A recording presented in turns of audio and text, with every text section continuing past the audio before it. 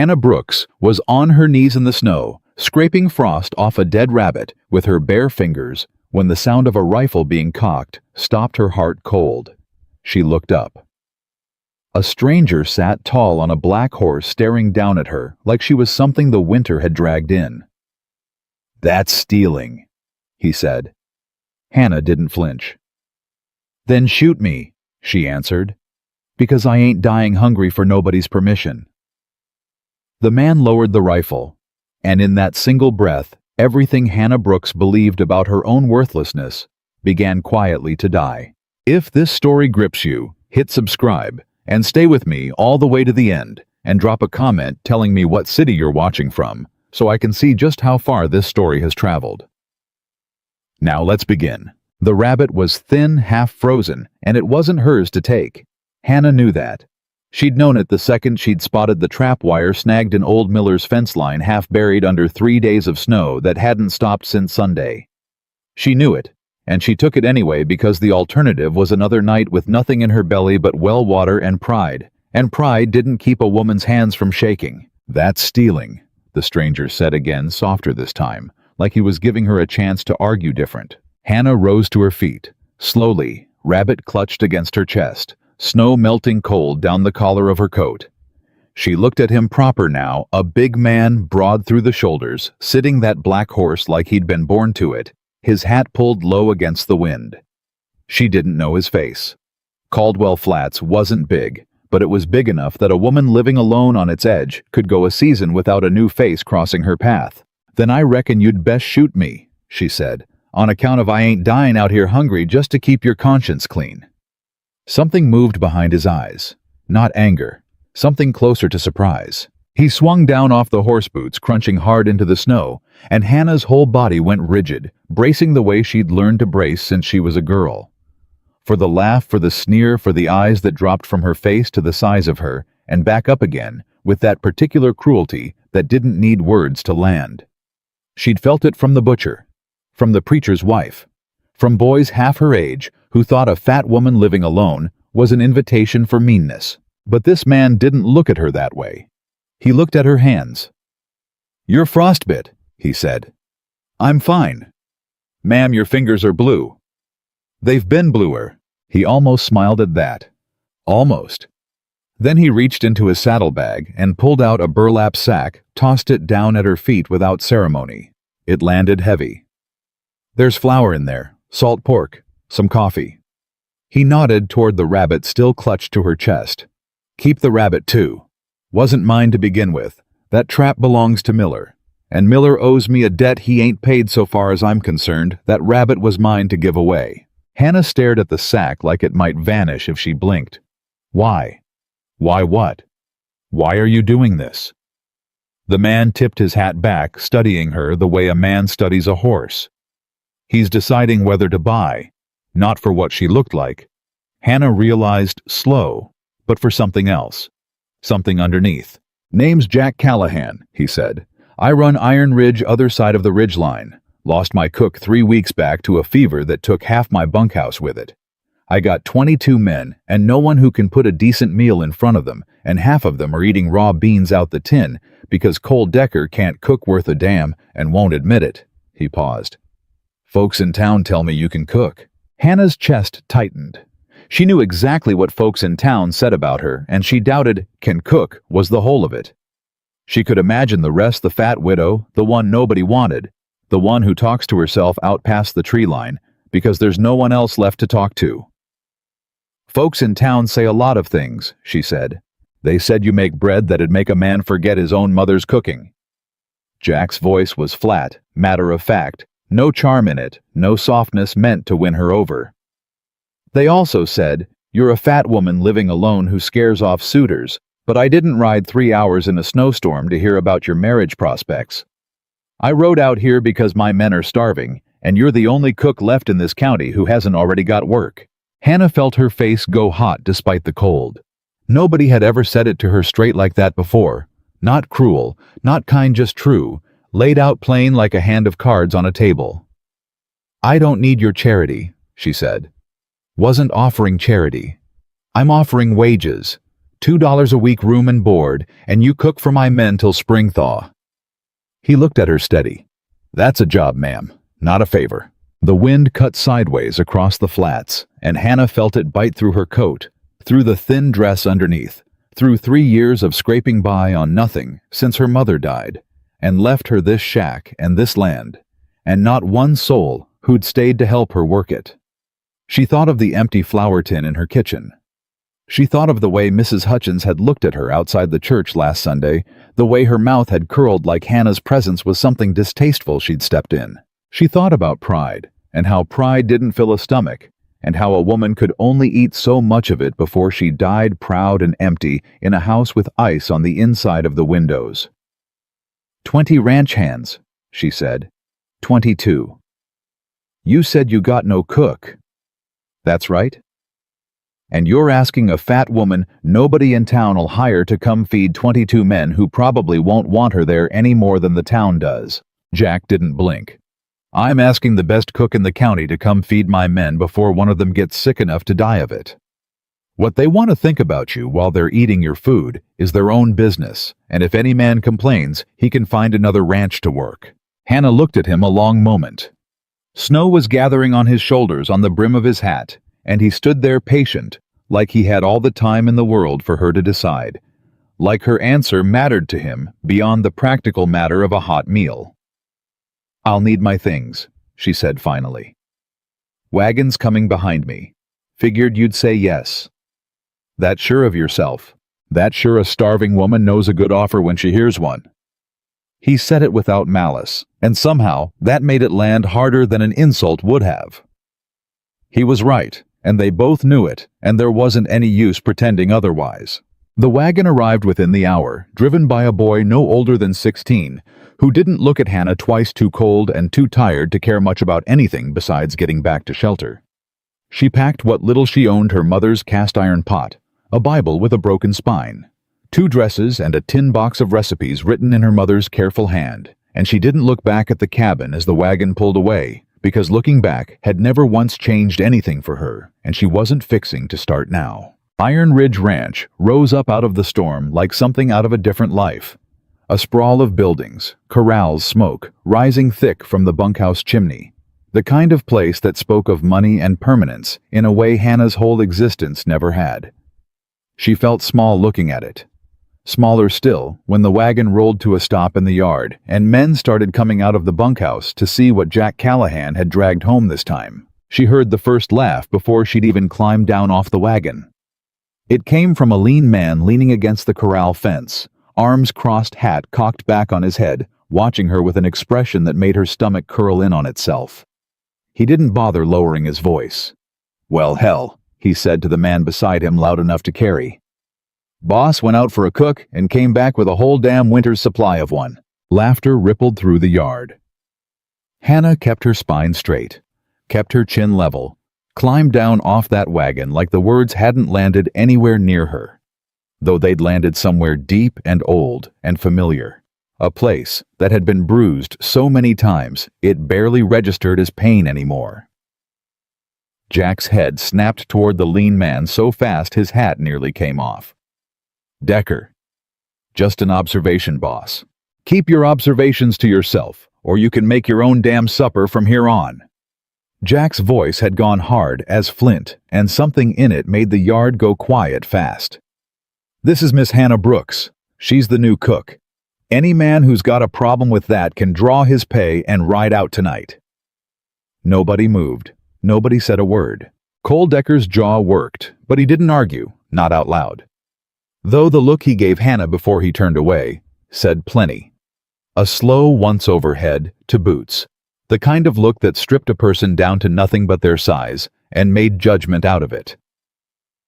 Hannah had seen that look 1,000 times. She'd learned a long time ago that the only answer to it was to act like she hadn't seen it at all. The kitchen, when Jack showed her to it, was a disaster. Pots crusted with old grease. A stove that hadn't been cleaned since God knew when, shelves half bare where they should have been stocked for winter. Hannah looked at the mess and felt something steady settle into her chest for the first time in 3 years. This, at least, she understood. This she could fix. Supper's at 6, Jack said. Men'll eat anything, but I'd be obliged if it tasted like something. It will, Hannah said, already rolling up her sleeves. He lingered in the doorway a moment, like he meant to say something else, then didn't, just nodded once, and left her to it. She worked through the afternoon like a woman possessed, scrubbing the stove down to bare iron, sorting the pantry, cursing under her breath at the state of the flour bins. By 5 o'clock she had bread rising, a pot of beans simmering with salt pork, and onion biscuits stacked and ready for the oven. By 5:45, the whole bunkhouse smelled like something it hadn't smelled like in weeks, and Hannah caught herself standing over that stove with something in her chest. She didn't have a name for anymore because it had been so long since she'd felt it. Pride. Not the useless kind that starved a woman rather than let her accept help. The other kind. The men came in loud stomping snow off their boots, and the noise died fast when they saw the table biscuits, stacked golden beans thick and rich, a pot of coffee strong enough to stand a spoon in. Hannah stood by the stove, arms crossed, waiting for the mockery to start up again. Instead, a young hand near the end of the table, couldn't have been more than 19, with a face still round with boyhood, took one bite of the beans and made a sound like he'd been struck. "Lord Almighty," he said around the mouthful. "I ain't ate like this since my mama passed." A few of the older men chuckled, but it wasn't the same laugh from the yard. This one was warmer. One by one, plates emptied. Bowls got scraped clean. A grizzled hand with a scar through one eyebrow held his cup out for more coffee without a word, just a nod. But Hannah understood that nod better than she'd understood most conversations in her life. Cole Decker didn't say a word all through supper, but Hannah noticed he ate 2 full plates, and when he finally pushed back from the table, he looked at her for a long moment before he spoke. "Where'd you learn to cook like that?" "My mother," Hannah said. "And hunger. Mostly hunger." Something flickered across his face. Not quite respect. Not yet, but the beginning of something that might, given time, become it. He didn't say anything else. He just nodded short and stiff and walked out into the cold. Jack Callahan lingered longest of all the men sitting at the far end of the table with his empty plate pushed aside, watching Hannah move through the kitchen with an expression she couldn't quite read. When the last of the men had cleared out, and it was just the 2 of them, and the fire crackling low in the stove, he finally spoke. "They'll come around," he said. "Might take some of them longer than others, but they'll come around." Hannah didn't answer right away. She was scrubbing a pot. Her hands raw from hot water and lye soap, and she found she didn't much know what to say to a man who'd looked past everything the world had decided about her and seen instead someone worth hiring, worth defending, in front of his own men. "And if they don't," she said finally, "I reckon I'll still have a roof and a stove and something to do with my hands. That's more than I had this morning." Jack studied her a moment longer, something working behind his eyes that Hannah couldn't name. "That's more than most folks would settle for," he said quietly. "Most folks want to be liked. Most folks haven't spent 3 years learning that liked don't fill your belly, Mr. Callahan." She set the pot down harder than she meant to. "I stopped needing to be liked a long while back. I just need to be left alone to do good work." "You won't be left alone," he said. "Not out here." Something in the way he said it made Hannah look up sharp, and for a moment, just a moment, the kitchen felt smaller than it had any right to feel the fire. Too warm, the silence between them stretched thin and strange. Then Jack cleared his throat, stood, settled his hat back on his head like a man remembering himself. 6 o'clock breakfast, he said. "Men'll be hungry." They usually are. He almost smiled again, that same near smile from the flats quick and gone before it could settle. And then he was out the door into the dark and the cold, and Hannah stood alone in the warm kitchen of a ranch that wasn't hers, cooking for men who didn't want her working for a boss who'd looked at her like she was worth something, when the rest of the world had spent 31 years insisting she wasn't. She didn't know yet that Victoria Hargrove was already hearing whispers of a new cook out at Iron Ridge. She didn't know that somewhere in town, plans were already turning against her, quiet and patient as poison.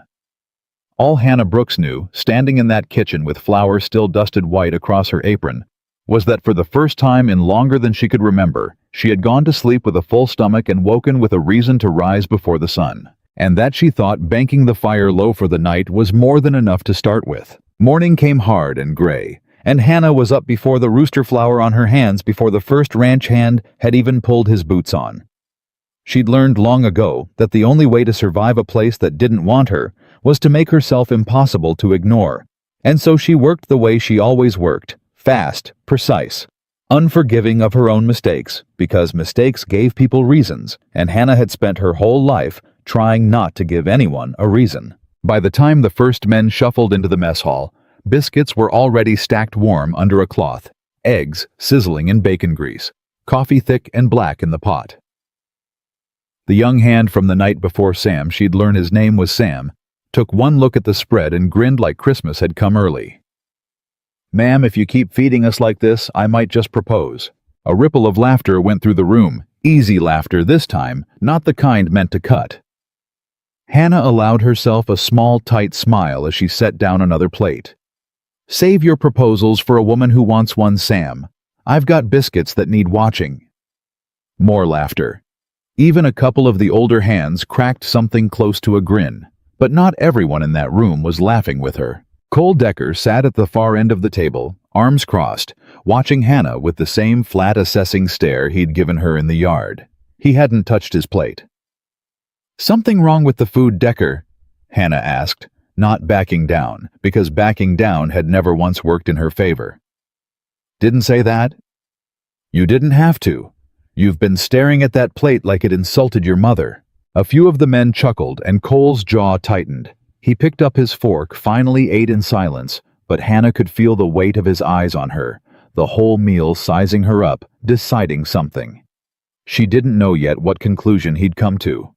She only knew it wasn't finished. The day settled into a rhythm faster than Hannah expected. Breakfast before dawn, dinner at noon, hauled out to the men working the far pastures, supper at 6, with the whole bunkhouse gathered loud and hungry. She learned their names, Sam Young, and Easy to Please. Whit, the grizzled one with the scarred eyebrow, who said little but ate everything set in front of him. Abel, quiet and watchful, always the last to speak, but the first to notice when something was wrong. And Cole Decker, who watched her like a man waiting for her to fail. She caught wind of the bet on the 4th day. She hadn't meant to hear it. She'd stepped out back of the kitchen to dump wash water and heard two of the younger hands talking low by the woodpile, thinking themselves alone. "Decker says 2 weeks tops," one of them was saying. "Says she'll break once winter really sets in. Says a woman her size ain't built for this kind of work, all that standing, all that lifting. I got money on a month the other cut in. She's tougher than she looks."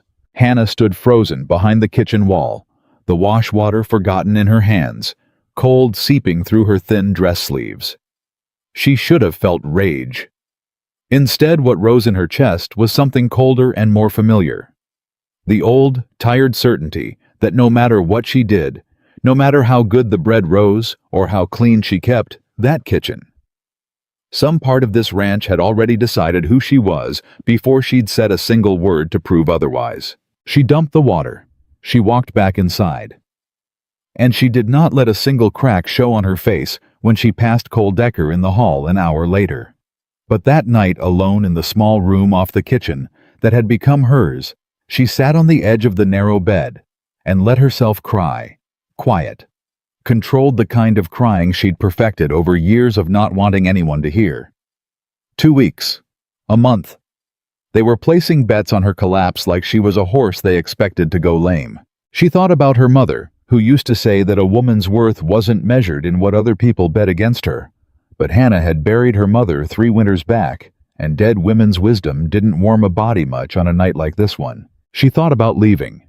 For one long aching hour, she let herself imagine walking out that door back to her half-collapsed cabin, back to the silence and the cold and the certainty of being alone, because alone at least didn't come with an audience.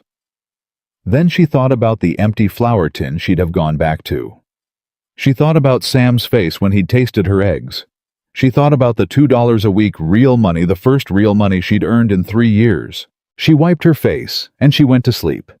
And in the morning, she rose before the rooster crowed, same as always, because Hannah Brooks did not give people the satisfaction of watching her break on their schedule. The trouble started proper on the 8th day, when a blizzard rolled down off the mountains, fast and mean, trapping half the ranch hands out on the eastern range with the cattle. Jack rode out himself with 4 men to bring them in, and Hannah spent the whole afternoon with her stomach knotted tight, ladling out coffee to the men who'd stayed behind watching the window for shapes in the white. They came back near dark, half-frozen, one-man young Sam barely conscious slung over his saddle, his lips gone the color of ash. "Get him inside!" Jack barked, and the kitchen turned to chaos, men hauling Sam through the door, laying him on the long table where suppers were usually served, snow melting off him in dark patches. Hannah didn't think. She acted. "Get him out of that coat, now! Would I need every blanket in this bunkhouse go?" Her voice cracked through the room like a whip, and for once, nobody argued with the fat cook giving orders. She pressed her hands against Sam's face, his throat feeling for warmth that wasn't there. "He's been out too long.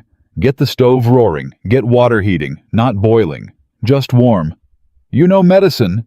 Jack asked, already stripping off his own frozen gloves. "I know cold," Hannah said. "I know what it does to a body. Move." They worked together for the better part of an hour, packing warm cloths against Sam's chest and throat, forcing warm broth past his lips, a spoonful at a time, rubbing feeling back into fingers gone waxy and blue. Cole Decker stood in the doorway the whole time, watching, saying nothing, his face unreadable. When Sam finally stirred, mumbling something about his mother's kitchen color, creeping slow back into his cheeks, the whole room seemed to exhale at once. Jack sat back on his heels exhausted, and looked at Hannah with something in his eyes she hadn't seen from him before, not gratitude exactly. Something closer to reckoning. "Where'd you learn to do that?" he asked quietly. Hannah wiped her hands on her apron, her own fingers trembling now that the danger had passed. "My father froze half to death once breaking ice off the well.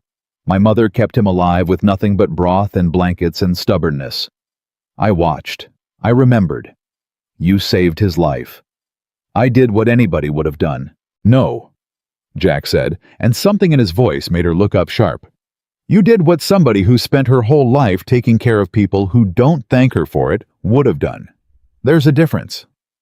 Hannah didn't have an answer for that. She busied herself instead with cleaning up the mess of blankets and broth bowls because it was easier than sitting still under the weight of a man looking at her like she was something worth seeing. Cole Decker finally stepped forward from the doorway, and for the first time since she'd arrived at Iron Ridge, he looked at her without that flat assessing stare. "Ma'am," he said, and it was the first time he'd called her that. "I owe you an apology, and a debt." "You don't owe me anything, Mr. Decker." "I do." His jaw worked like the words cost him something. "I had money on you leaving before the month was out. I was wrong. I don't like being wrong, but I'm man enough to say it when I am." Hannah's hands went still on the blanket she was folding. So it was true then. She'd heard right. But hearing Cole Decker admit it out loud in front of Jack, in front of the men, still crowded in the doorway, watching Sam's chest rise and fall steady, now that landed different than the overheard whisper by the woodpile. "How much," she said quietly, "did you have riding on my failure?" Cole's face reddened. $10. "And how much do you have on it now?" He looked at her for a long moment, and something shifted in his expression. Respect maybe grudging, and new but real. "Nothing. I pulled out of the bet the day you scrubbed that kitchen clean in one afternoon. Should have known then." He tipped his hat just slightly. "You're a hell of a cook, Miss Brooks, and tonight you were something more than that." He walked out into the cold without waiting for her response. And Hannah stood there in the warm kitchen, with a boy's life saved and a foreman's respect earned, and felt something in her chest crack open that had been sealed shut for years. Word of what happened that night spread through the ranch faster than the blizzard itself. By the next morning, the teasing had changed shape entirely. Men who'd laughed at her in the yard now nodded to her when she passed. Whit started calling her Doc, half jokingly, and it stuck. Even the ones who still eyed her size with something like discomfort had stopped saying it out loud, because a woman who could pull a man back from the edge of frostbite death commanded a different kind of respect than a woman who merely cooked good beans. But not everyone's opinion had changed, and Hannah wasn't fool enough to think one good night erased 3 years of the world telling her what she was worth. She caught Cole Decker watching her a different way now, though not sizing her up for weakness, but something more like curiosity. The way a man looks at a puzzle he's decided is worth solving. He started lingering in the kitchen doorway after supper some evenings, not saying much, just present, watching her scrub pots or portion out the next day's flour. "You ever think about why you stayed?" he asked her one evening about 2 weeks after the blizzard. "After what you heard? The bed, I mean." Hannah didn't look up from the dough she was kneading. "You know about that." "Whole ranch knows about that by now. Word travels." "I stayed," Hannah said, working the dough harder than it needed, "because I decided a long time ago that other people's expectations of my failure weren't reason enough to hand them the satisfaction of it." Cole was quiet a moment. "That's a hard way to live." "It's the only way I know how." He didn't push further, just nodded, and after a while he said, "For what it's worth, ma'am, most of the men have stopped talking about your size and started talking about your cooking. That's not nothing out here." "It's something," Hannah admitted. "It ain't everything." "No," Cole agreed, "but it's a start." Jack Callahan started coming to the kitchen more often too, though his reasons were harder to name than Cole's simple curiosity. He'd find excuses checking on supplies, asking after the men's health, discussing next week's meals in more detail than any rancher needed to discuss meals. And Hannah began to notice the particular way he leaned against the doorframe, arms crossed, watching her work with an attention that made her hands unsteady, in a way 3 years of loneliness hadn't prepared her for. "You don't need to check on the flour every night." "Mr. Callahan," she told him one evening, not quite able to keep the dry humor out of her voice. "I've managed a kitchen before." "Just making sure my investment's protected," Jack said, but there was something almost playful in the way he said it, a lightness she hadn't heard from him before. "Your investment." "Best cook in the county. Man'd be a fool not to check on something that valuable." Hannah felt heat crawl up her neck that had nothing to do with the stove. She turned back to her work, quick focusing hard on the pot in front of her, because she didn't trust her own face not to give away something she wasn't ready to name.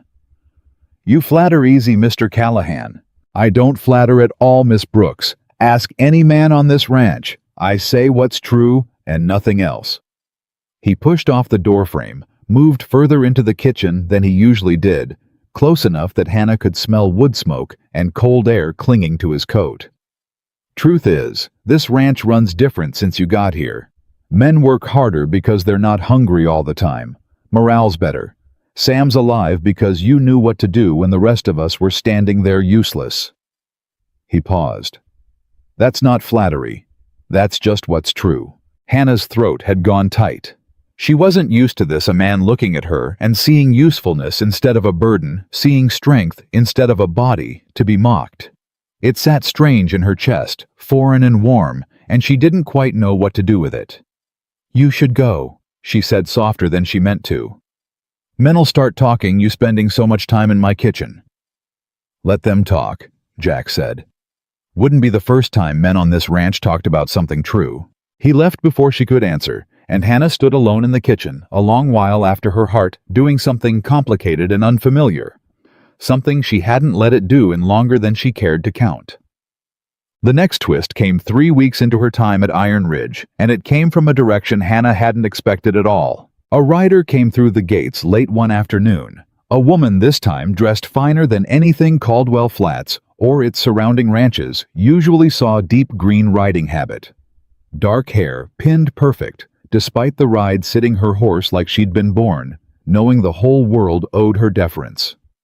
Hannah watched from the kitchen window as Jack came out to meet her, and something about the easy familiarity between them, the way the woman's hand lingered on Jack's arm, just a beat too long, sat wrong in Hannah's stomach before she even knew the woman's name.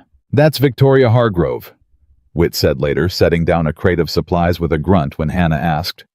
Her daddy owns half the bank in town, and most of the land between here and the county line. She's had her eye on Jack going on 2 years now. Everybody figures they'll marry eventual.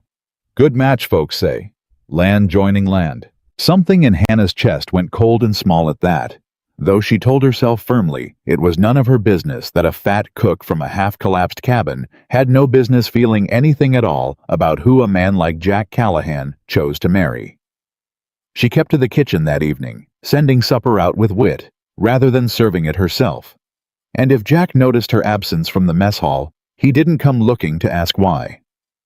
But Victoria Hargrove came looking for her. Hannah was scrubbing pots near closing when the kitchen door opened without a knock, and Victoria stepped in, taking in the room, and Hannah with a slow, deliberate once-over that reminded Hannah painfully of Cole Decker's first assessment, except there was no grudging respect waiting at the end of this one. "So, you're the new cook," Victoria said. "Jack's been singing your praises all through supper. Quite the accomplishment, apparently. Saving young Sam's life and all." "I did what needed doing," Hannah said carefully. "I'm sure you did." Victoria's eyes traveled over Hannah's frame with a coolness that made Hannah's skin crawl. "It's remarkable really what necessity will produce.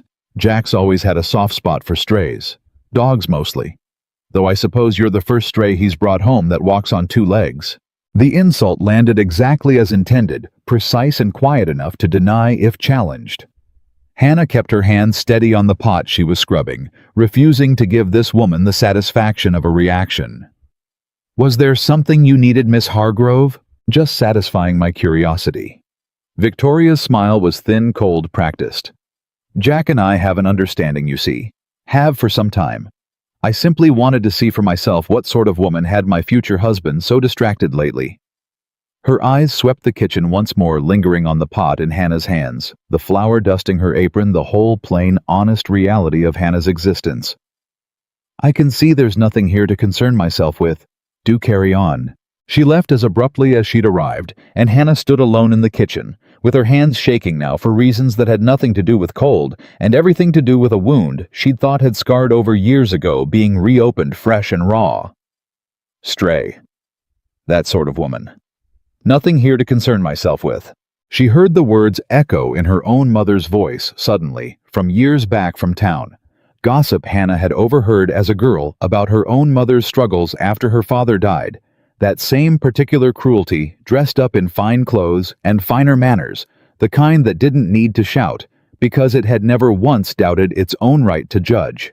Hannah didn't cry that night. She was too angry to cry, and underneath the anger something else was stirring, something that felt almost like resolve. She had survived 3 years alone on nothing but her own stubbornness. She had survived a town's judgment, a ranch's bet against her, a foreman's cold assessment. She was not about to let one more woman in fine silk convince her she didn't belong in a kitchen she'd earned with her own 2 hands.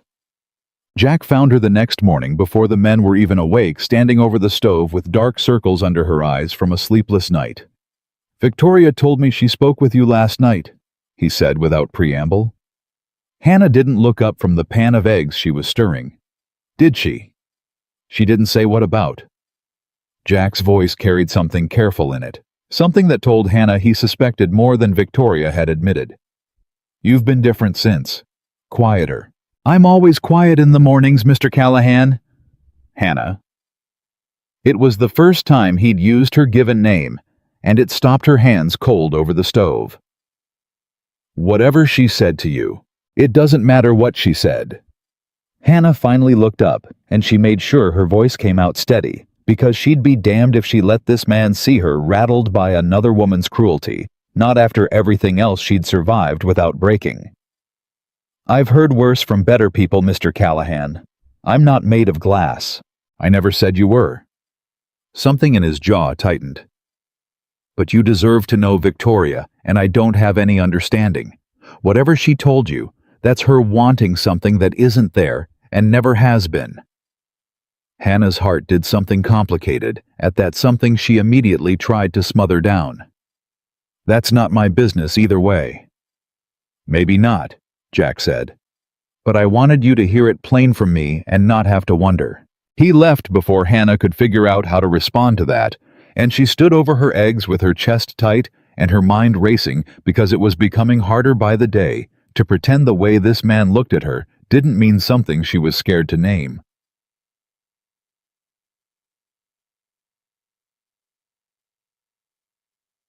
The following week brought trouble that made Victoria's cold visit feel like the smallest of warnings. It started small.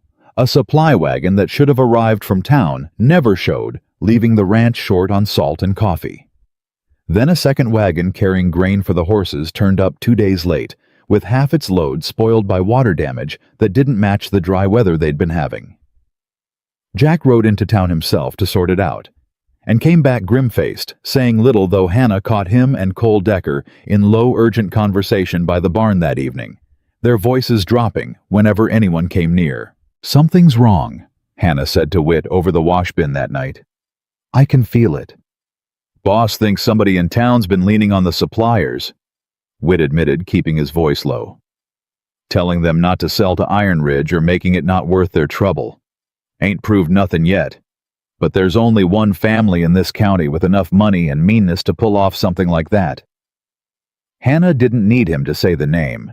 She already knew. That night, lying awake in her narrow bed, Hannah thought about Victoria Hargrove's cold smile, her casual cruelty, the way she'd looked at Hannah like she was something to be dismissed and forgotten. She thought about the word stray and the particular venom underneath the politeness of it, and she understood with a clarity that settled cold and certain in her chest that this was no coincidence. Victoria Hargrove had come to Iron Ridge to look Hannah over. And having looked her over, having decided Hannah was no real threat to whatever claim she held on Jack Callahan's affections, she had gone home and evidently decided to make Iron Ridge suffer anyway, whether out of spite or warning or some deeper game Hannah couldn't yet see the shape of. She didn't sleep much that night. But when morning came, she rose before the rooster, same as always, and she cooked breakfast for 22 hungry men with steady hands, because whatever storm was gathering on the horizon, Hannah Brooks had learned a long time ago that the only way through trouble was straight into the heart of it, chin up, refusing to flinch.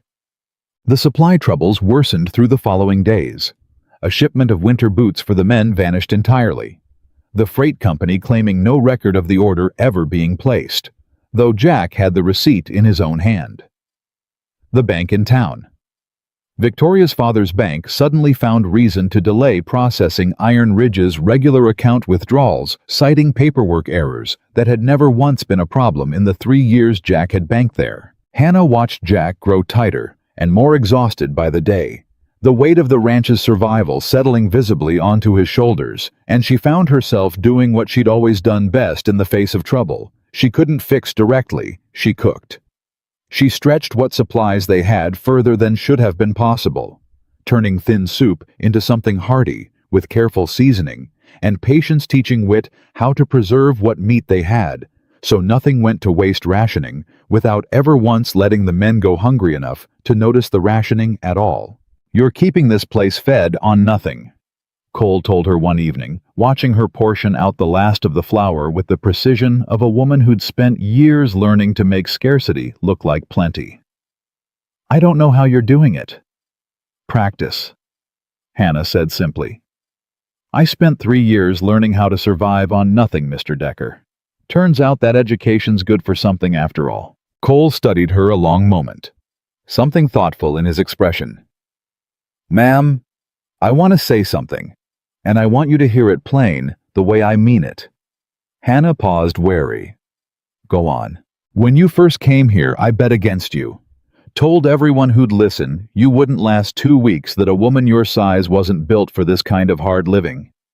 He rubbed the back of his neck, looking almost embarrassed. "I was wrong about near everything I thought about you. You ain't just tough. You're the reason this ranch is still standing upright while somebody's trying to starve us out from the shadows. I don't know a single other soul man or woman who could do what you're doing right now with what little we've got left." Hannah felt her throat tighten unexpectedly. She hadn't expected kindness from Cole Decker, not after that first cold assessment in the yard, and having it now freely given hit different than she'd anticipated. "Thank you," she said quietly. "That means more than you know. It's just the truth."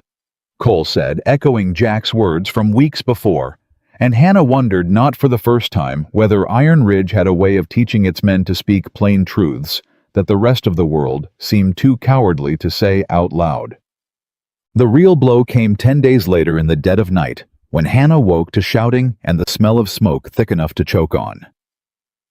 She was out of bed and into her boots before she'd even fully registered the sound of men running torches and lanterns, bobbing wild across the yard. The unmistakable orange glow of fire lighting up the barn against the black winter sky. Fire in the barn.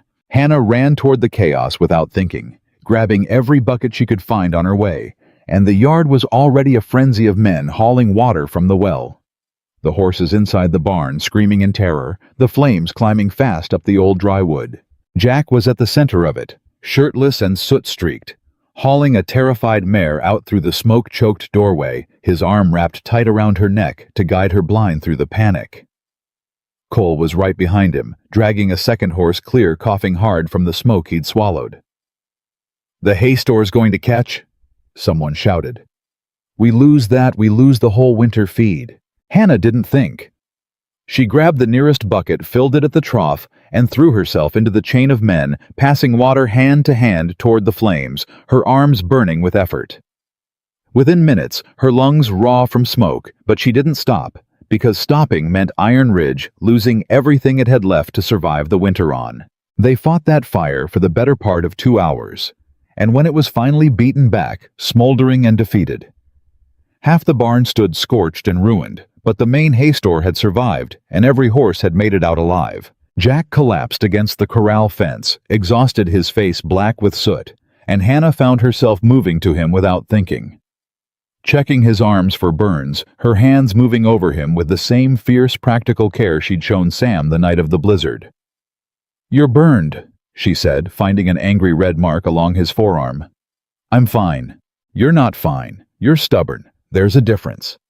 She was already pulling him toward the kitchen, and he let her, too exhausted to argue, and something about the ease of that, him simply trusting her to know what needed doing, settled warm and strange in Hannah's chest, even amid the wreckage of the night.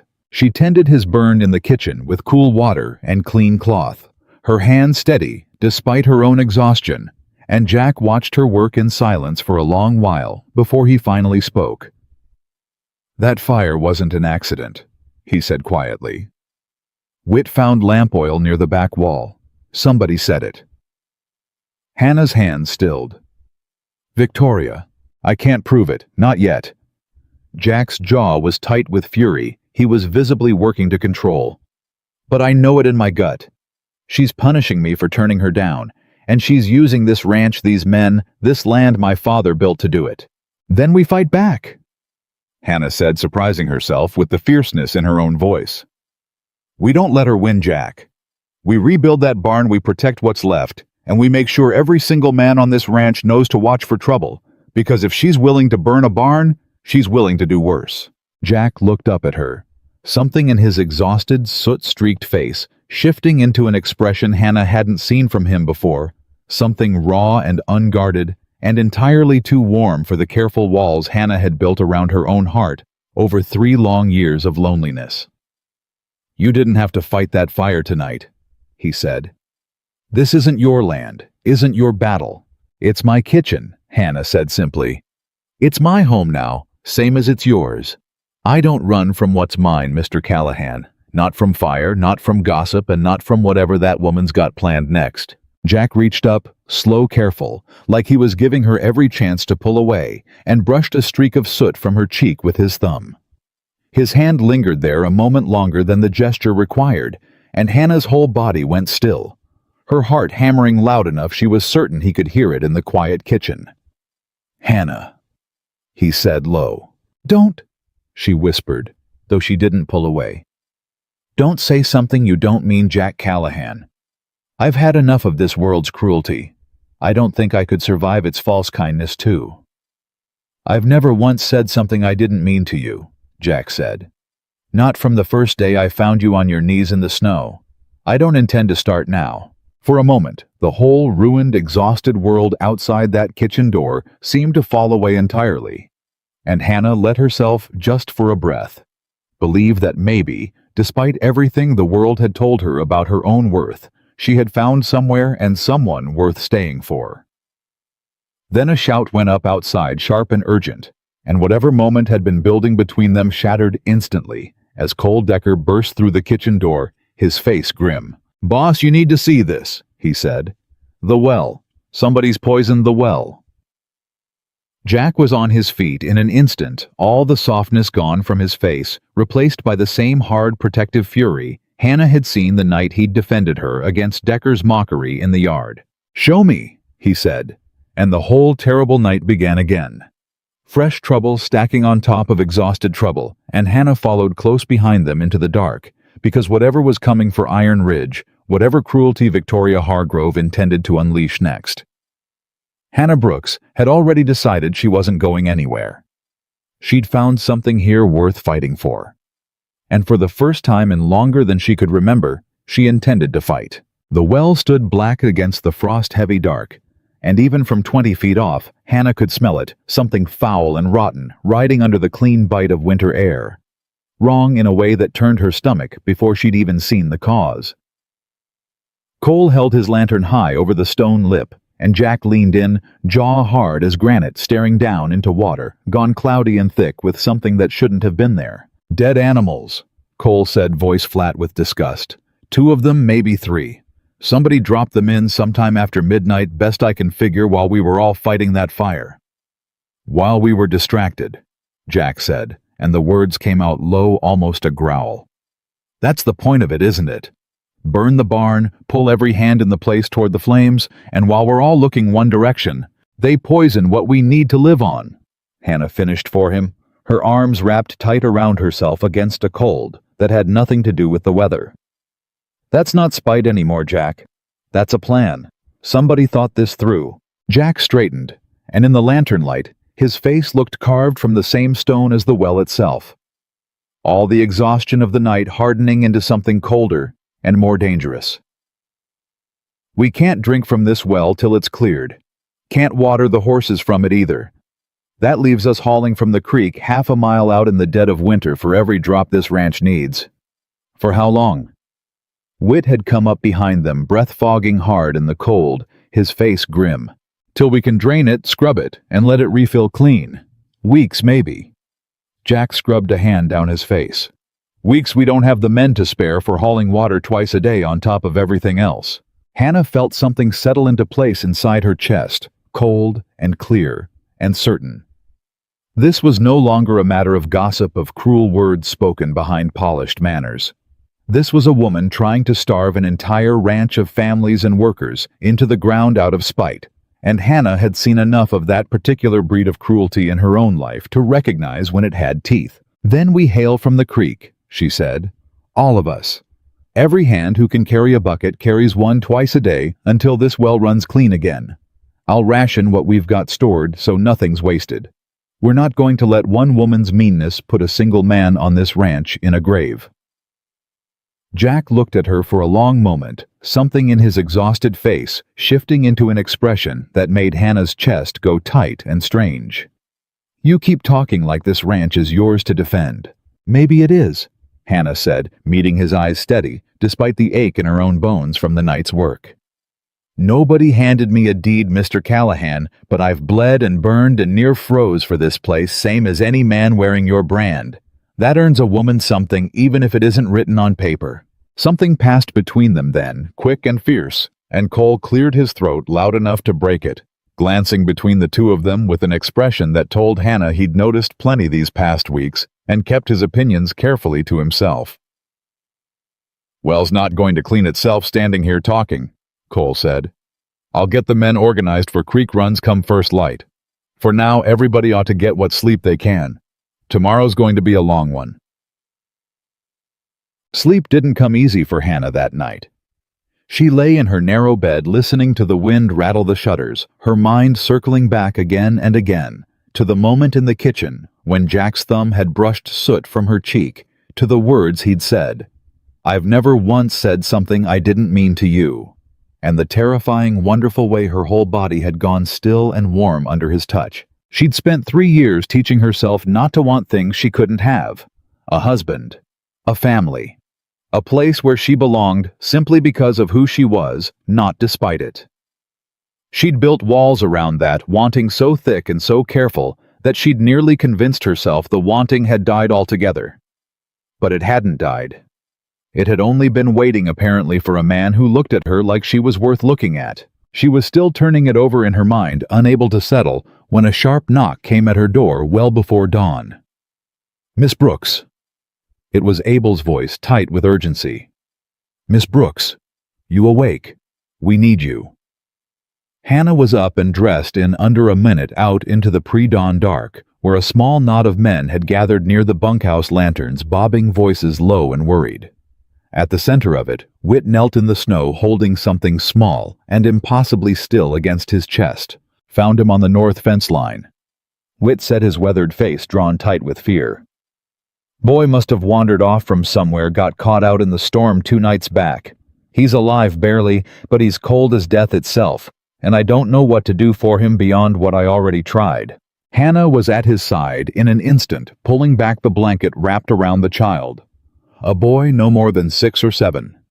His lips blue-tinged, his small body, limp and unresponsive skin, cold as stone under her hands. Every instinct Hannah had learned nursing her father back from the edge of frostbite years ago came roaring back at once. "Kitchen! Now!" Her voice cracked through the yard with an authority that sent every man moving without question. "Whit, carry him careful. Don't jostle him rough. Sam, get that stove roaring hot as it'll go. Abel, I need every blanket in this bunkhouse, and I need warm water, not hot warm, do you understand me? If it's too hot, it'll do him more harm than the cold already has." They moved like a single creature toward the kitchen, and Hannah's hands were steady, even though her heart hammered wild with fear, because she'd learned long ago that fear was a luxury. A person in charge of saving a life couldn't afford to indulge. They laid the boy on the same table where Sam had lain weeks before, and Hannah worked fast and sure, stripping away his frozen, sodden clothes, wrapping him in warmed blankets, pressing her palm against his throat, until she found the faint, thready pulse still fighting beneath his skin. "Come on," she murmured, low urgent. The words meant more for herself than anyone listening. "Come on now, you didn't survive 2 nights in that cold just to give up in my kitchen. I won't allow it." Jack arrived within minutes, drawn by the commotion, his face going pale at the sight of the small, still body on his table. "Whose boy is that?" "Don't know," Whit said. "Never seen him before. Not one of ours."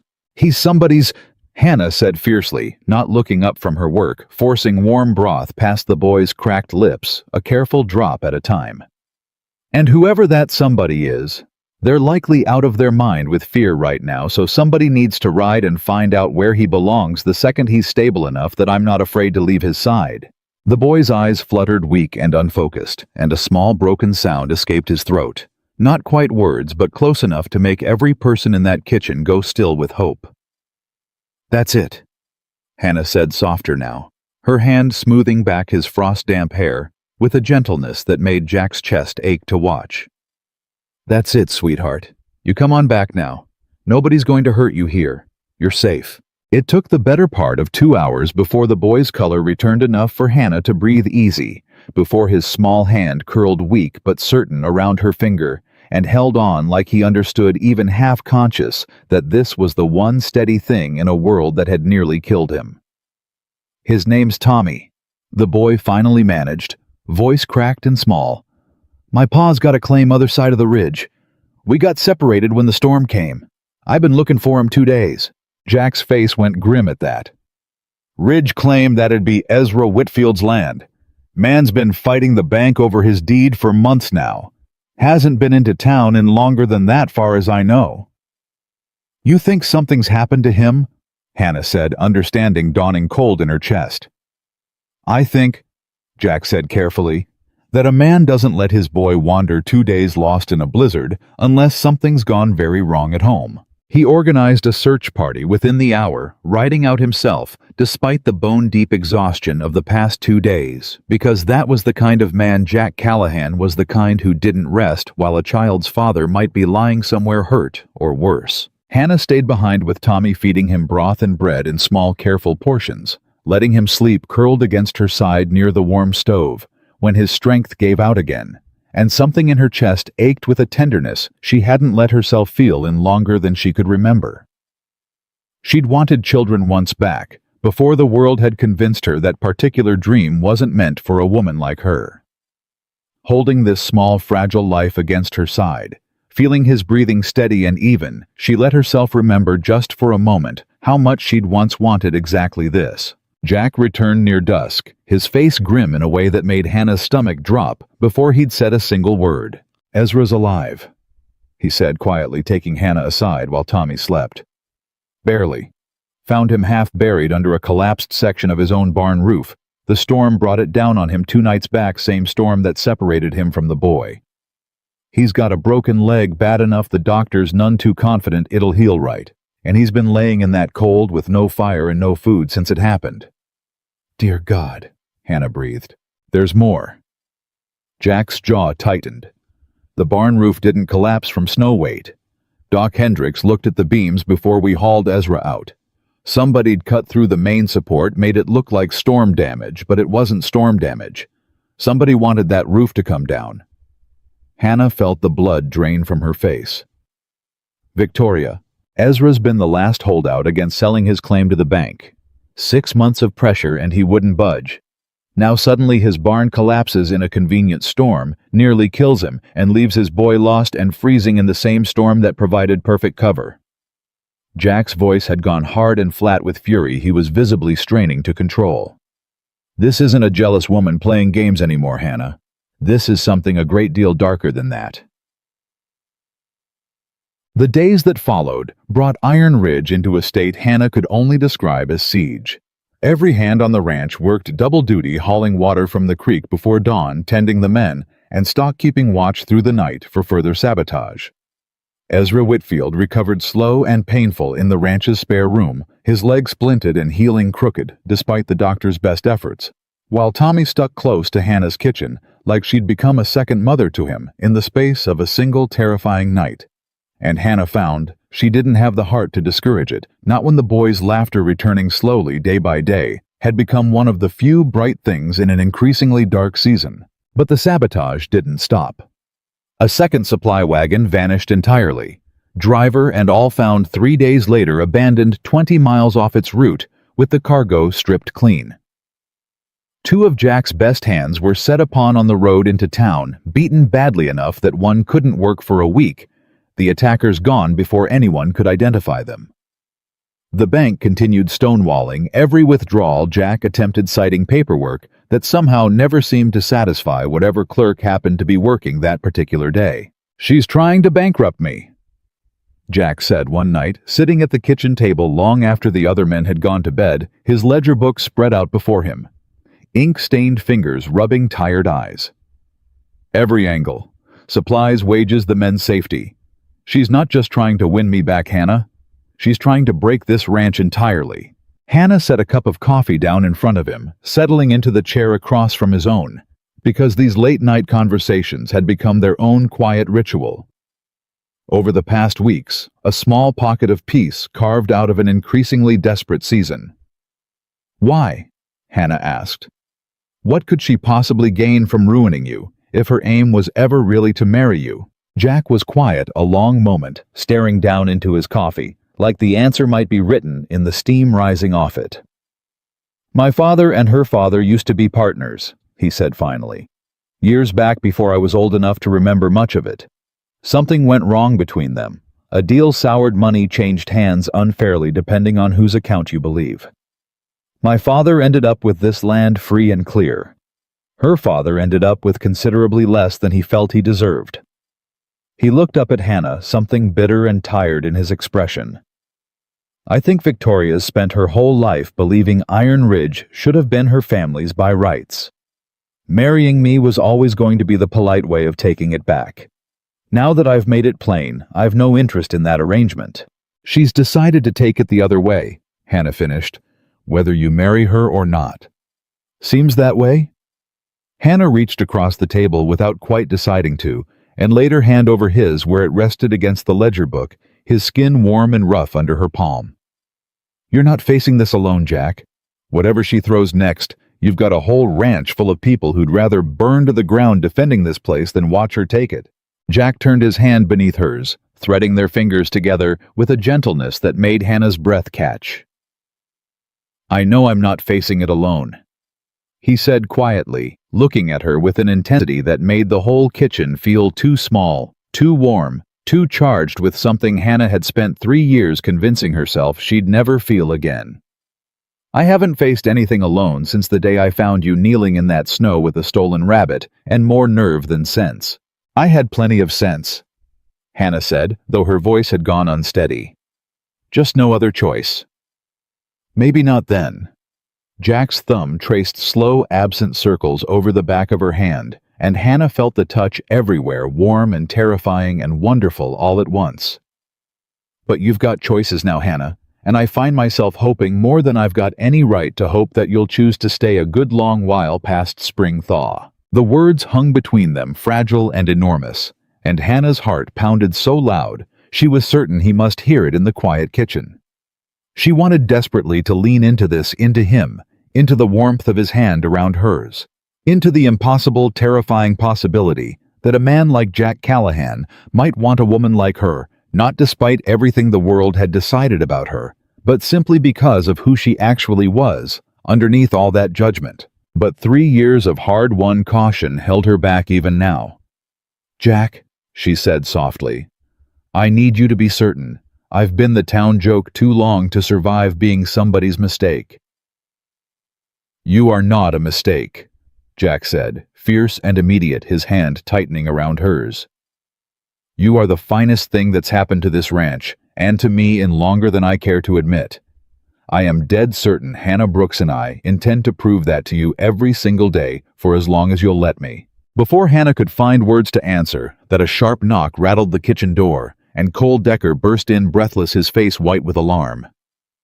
"Boss, you need to come now. It's the bank. They've called in the whole loan. All of it due in 30 days, or they take the ranch."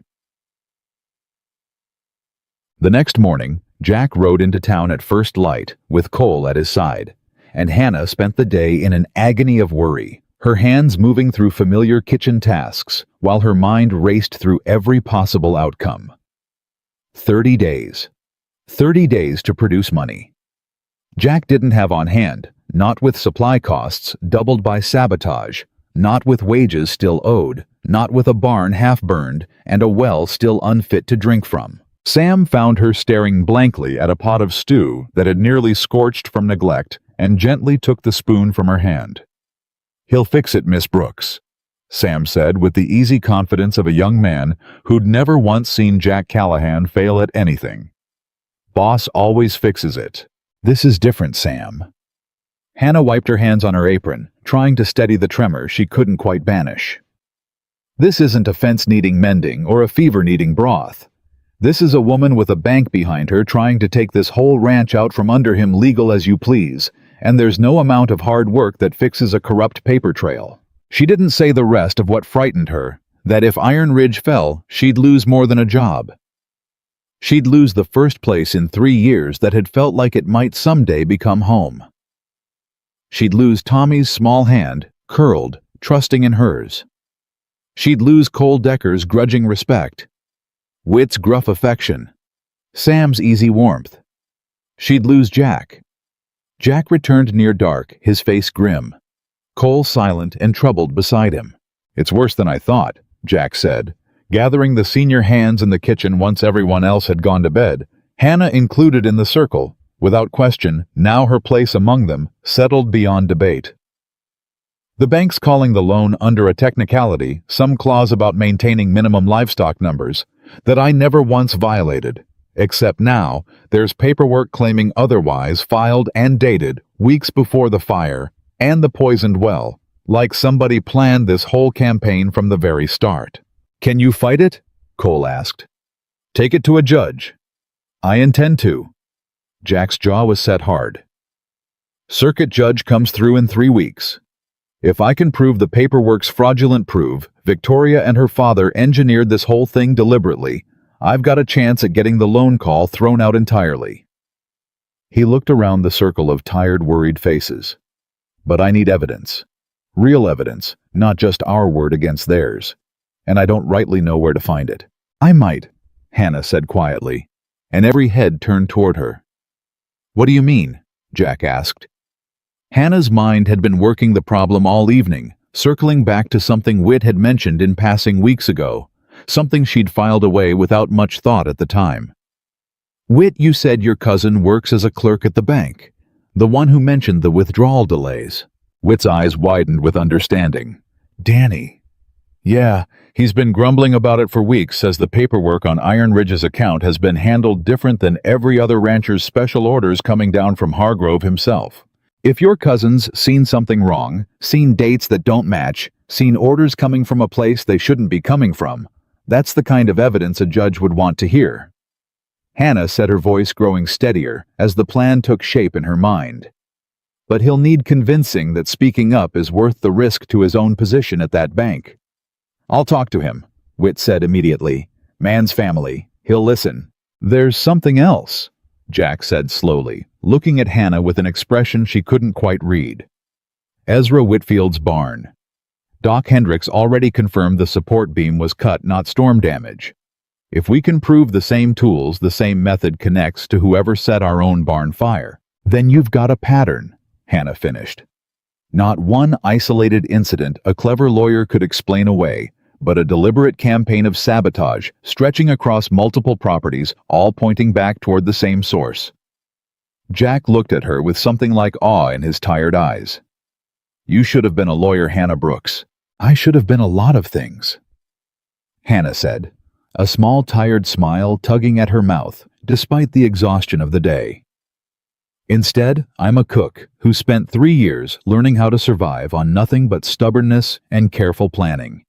Turns out that's useful for more than just stretching flour. The circle broke up near midnight, each person carrying their piece of the plan forward, Whit to speak with his cousin Cole to ride and gather statements from the other ranchers who'd suffered under similar pressure from the Hargrove Bank, Jack to begin assembling everything into a case solid enough to bring before a circuit judge. But even as the plan took shape, even as hope flickered fragile but real through the exhausted ranch, Hannah couldn't shake a cold certainty settling deep in her chest that Victoria Hargrove wasn't a woman who'd sit quietly by and watch her carefully constructed scheme unravel. Whatever she'd already done to Iron Ridge, Hannah suspected was only the opening move in a much longer, much crueler game. She was right to suspect it. The blow fell 4 days later, and it came for Hannah directly the way she'd feared it might from the very moment Victoria Hargrove had looked her over in that kitchen and dismissed her as nothing worth concerning herself with. A carriage arrived at Iron Ridge in the gray hour before dusk, fine and dark, and unmistakably Victoria's, and this time she didn't come alone. A man Hannah didn't recognize climbed down beside her, dressed in a lawyer's dark suit, carrying a leather satchel that seemed to radiate quiet menace even from across the yard. Jack met them in the yard, his whole body coiled tight with barely controlled fury, and Hannah watched from the kitchen window, her stomach twisting with dread. Victoria, Jack said, his voice carrying flat and cold across the frozen ground. You've got no business here. On the contrary, Victoria's voice was smooth, pleasant, deadly. I've got quite a bit of business here, Jack, and I think you'll want to hear what my associate has to say before you send us packing. The lawyer stepped forward, producing a folded document from his satchel with the practiced ease of a man well accustomed to delivering bad news. Mr. Callahan, I represent Miss Hargrove's family interests. We've come to inform you that a formal complaint has been filed with the county regarding conditions on this ranch, specifically regarding your employment of one Hannah Brooks. Hannah's blood ran cold. She moved toward the kitchen door, straining to hear. What kind of complaint, Jack demanded, could possibly concern my cook? Several witnesses have come forward. The lawyer continued unruffled, alleging that Miss Brooks represents a moral hazard to this establishment. An unmarried woman living unchaperoned among more than 20 unmarried men. No family connection, no legitimate standing in this community. That's absurd, Jack snapped. She's an employee same as any man on this ranch, and her conduct has been beyond reproach since the day she arrived. Be that as it may, the lawyer said, his voice maddeningly. Even the complaint has been filed, and under county ordinance, such allegations require investigation. Until that investigation concludes, it would be prudent, shall we say, for Miss Brooks to vacate the premises. For her own protection, of course, as much as for the ranch's reputation. Hannah had heard enough high, despite the fear coiling tight and sick in her stomach. "I'll speak for myself," she said, striding forward to stand beside Jack, refusing to let this woman's lawyer discuss her removal like she was furniture to be relocated at their convenience. "What exactly is this moral hazard I'm meant to represent, sir? Cooking honest meals for hard-working men, nursing a frostbitten boy back to health, saving a lost child's life in a blizzard." The lawyer's composure flickered just slightly at being addressed directly.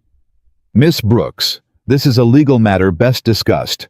This is my life you're discussing," Hannah cut in sharp and fierce. "I'll thank you to discuss it to my face, not around me like I've got no voice in the matter." Victoria stepped forward, then her expression carefully arranged into something like sympathy, though her eyes held nothing but cold satisfaction. "Miss Brooks, I understand this must feel terribly unfair. But surely you can see how it looks, a woman of your circumstances living alone among all these men. No husband, no family to vouch for your character. People talk. And once people talk, reputations suffer. Jack's reputation most of all. My reputation," Jack said, voice like ice, "has never once suffered for having an honest, hard-working woman cook honest meals in my kitchen. What's suffering, Victoria, is my patience watching you use the law itself as a weapon because I wouldn't marry you." Victoria's mask slipped just for an instant, something ugly and furious flashing across her composed features before she smoothed it back into place. "Careful, Jack. Accusations like that without proof could be construed as slander." "Then let's talk about proof," Jack said, and something in his voice made Hannah's heart lift, despite the fear still coiled tight in her chest. "Let's talk about a barn that burned the same night your family's bank stopped honoring my withdrawals. Let's talk about a well poisoned the very night a fire kept every hand on this ranch too distracted to stand guard.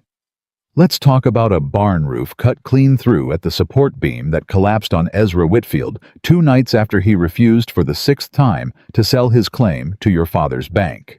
Victoria's face had gone very still, very pale. "I don't know what you're implying," she said, but her voice had lost some of its smooth confidence. "I'm not implying anything," Jack said. "I'm telling you plain in front of witnesses that I intend to bring every scrap of this before the circuit judge in 3 weeks' time, and I intend to prove beyond any doubt exactly who's been waging a campaign of sabotage and cruelty against this ranch and everyone on it, including a complaint filed conveniently today against a woman whose only crime is being good at her job and refusing to be intimidated by your particular brand of cruelty." The lawyer shifted uncomfortably, clearly unprepared for the confrontation to turn this direction. Victoria's composure cracked further, her carefully polite mask giving way to something raw and furious underneath. "You'll regret this, Jack Callahan," she said, low and venomous. "You think a circuit judge, some fat cook's misplaced loyalty is going to be enough to stop what's coming for this ranch. My family has more influence in this territory than you can possibly imagine. I will see Iron Ridge in ruins before I let you humiliate me in front of the whole county." "Get off my land, Victoria," Jack said, quiet and absolutely final, "before I forget what little courtesy I've got left for you." Victoria stared at him a long, furious moment, then turned on her heel, climbing back into her carriage without another word, her lawyer scrambling to follow. The carriage pulled away fast, wheels churning frozen mud, and Hannah stood beside Jack in the settling dusk, her whole body trembling with adrenaline and fear and something fierce and grateful underneath it all. "You didn't have to defend me like that," she said quietly, once the carriage had disappeared beyond the ridgeline.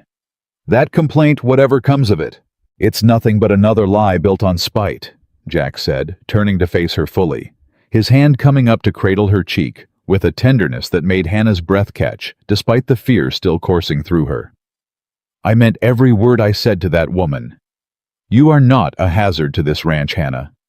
You are the best thing that's happened to it, and to me, and I will fight every lawyer, every judge, every ounce of Hargrove money it takes to make certain nobody ever forces you off this land."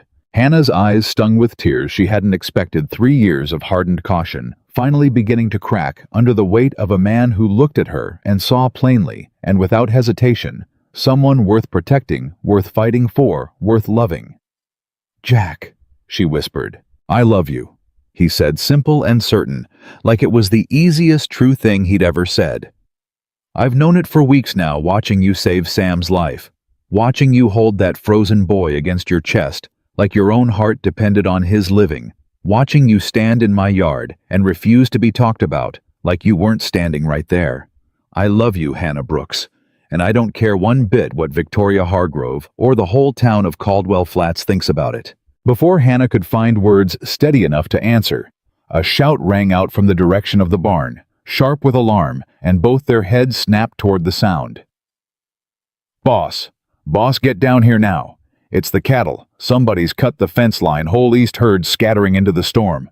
Jack's face hardened instantly, the tender moment shattering under the weight of fresh crisis, and Hannah felt her heart drop straight through the frozen ground beneath her feet, because she understood with sudden terrible clarity exactly what this meant. Victoria hadn't left in defeat. She'd left to strike again, faster and crueler than before, and this time she wasn't just threatening the ranch's survival. She was threatening to destroy it entirely on this very night, while Iron Ridge's people were still reeling from the confrontation in the yard, and somewhere out in that gathering storm, 22 men and everything Hannah Brooks had come to love were about to be tested past anything they'd yet survived. Jack was moving before the shout had even finished echoing across the yard, boots hitting frozen ground hard. And Hannah ran after him, without thinking, her heart hammering against her ribs. "Saddle every horse we've got left!" Jack bellowed toward the bunkhouse, and men came pouring out into the dark, half-dressed, grabbing whatever gear was closest. "Cole, get lanterns on every fence post along the east line. I want to know how bad the break is, before we lose the whole herd to the storm. On it." Cole was already moving Whit and Sam close behind him, the whole ranch snapping into motion, with the kind of practiced urgency that came from men who'd faced disaster together enough times to know exactly what needed doing without being told twice. Hannah grabbed Jack's arm before he could swing up onto his horse. "How bad?" "Don't know yet." His jaw was tight, eyes scanning the dark horizon where snow had begun falling thick and fast again, swallowing the last gray light of dusk.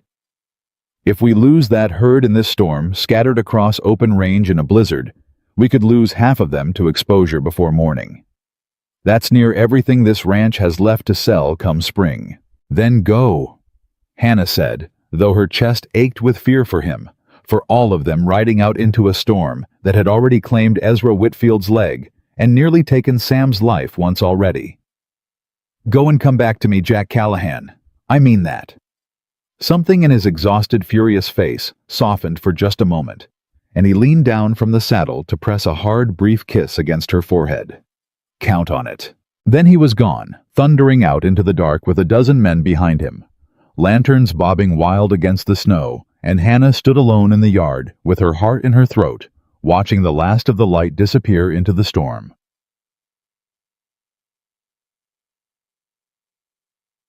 She didn't go back inside. Couldn't not, with her mind racing through every terrible possibility. So instead, she organized what she could control. Hot coffee kept simmering on the stove for when the men returned. Extra blankets laid out, bandages and salve set within easy reach, in case the night brought injuries along with exhaustion.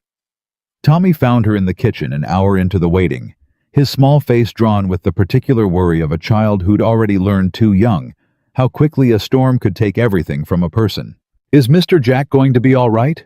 he asked, climbing up onto the bench near the stove, watching Hannah's hands move restless and quick over tasks that didn't really need doing. "He's going to be just fine," Hannah said, forcing steadiness into her voice for the boy's sake, though her own stomach churned with dread. "Mr. Jack's about the toughest man I ever met, Tommy. A little snow isn't going to trouble him none." "That's what my pa used to say too," Tommy said quietly, "before the storm got him." Hannah's chest tightened painfully at that, and she crossed the kitchen to sit beside him, pulling the boy into her side the same way she had that first terrible night. "Your pa's healing, Tommy. He's downstairs right now resting easy, and come spring, he's going to be walking around this ranch same as ever, just with a story about the toughest winter he ever survived. Storms take some things, that's true. But they don't take everything. And they surely aren't going to take Mr. Jack tonight. I won't allow it." Tommy leaned into her small and trusting, and Hannah held him close, rocking slow, and if her own eyes stung with worry, she'd never admit to a soul. At least the boy couldn't see it in the dim kitchen light. Yeah. The men began trickling back near midnight, exhausted, snow-crusted faces raw from wind, and Hannah was at the door for each one, checking hands and faces for frostbite. Pressing hot coffee into cold fingers, counting heads with a desperate silent tally that didn't ease until she finally spotted Jack's broad shoulders coming through the storm, Cole and the last of the riders close behind. "We got most of them," Jack said, voice hoarse from shouting into the wind for hours, as Hannah pulled him toward the fire, stripping off his frozen gloves with hands that shook from more than cold. "Lost maybe a dozen heads scattered too far to track safe in this storm. We'll search again come first light, but a dozen head." He trailed off, exhaustion and worry warring plain across his face. "A dozen head is a loss we can survive," Hannah said firmly, pressing a cup of coffee into his hands. "You all came back alive. That's the only count that matters to me tonight." Jack looked at her over the rim of his cup, something raw and grateful in his exhausted eyes. "The fence line was cut clean, Hannah, same as Ezra's barn beam. Whoever did it knew exactly where to cut to scatter the herd fastest into the worst part of the storm." "Victoria," Hannah said, though it wasn't really a question anymore, or somebody she paid to do her dirty work while she stood in our yard with her lawyer making certain we were all distracted and accounted for. Jack's hand tightened around the coffee cup. "She's getting bolder, Hannah, and more dangerous. A dozen head of cattle lost to a scattered herd is one thing. But if she's willing to cut fence line in a blizzard knowing full well men might die chasing cattle into that storm to fix her sabotage, then she's not just fighting for land anymore," Hannah finished quietly. "She's fighting to hurt people, to hurt you." Jack didn't answer, but the grim set of his jaw said everything. His silence couldn't. The following days brought a change in Iron Ridge's mood, no longer just weary determination, but something harder and more watchful. Jack doubled the night watch, rotating men through 2-hour shifts along the fence lines, and near the well and barn, refusing to let the ranch be caught unguarded again. Hannah found herself watching the tree line every time she stepped outside. Her nerves stretched thin as wire, jumping at shadows that had never troubled her before. "You're not sleeping," Cole observed one morning, watching her move through the kitchen with dark circles heavy under her eyes.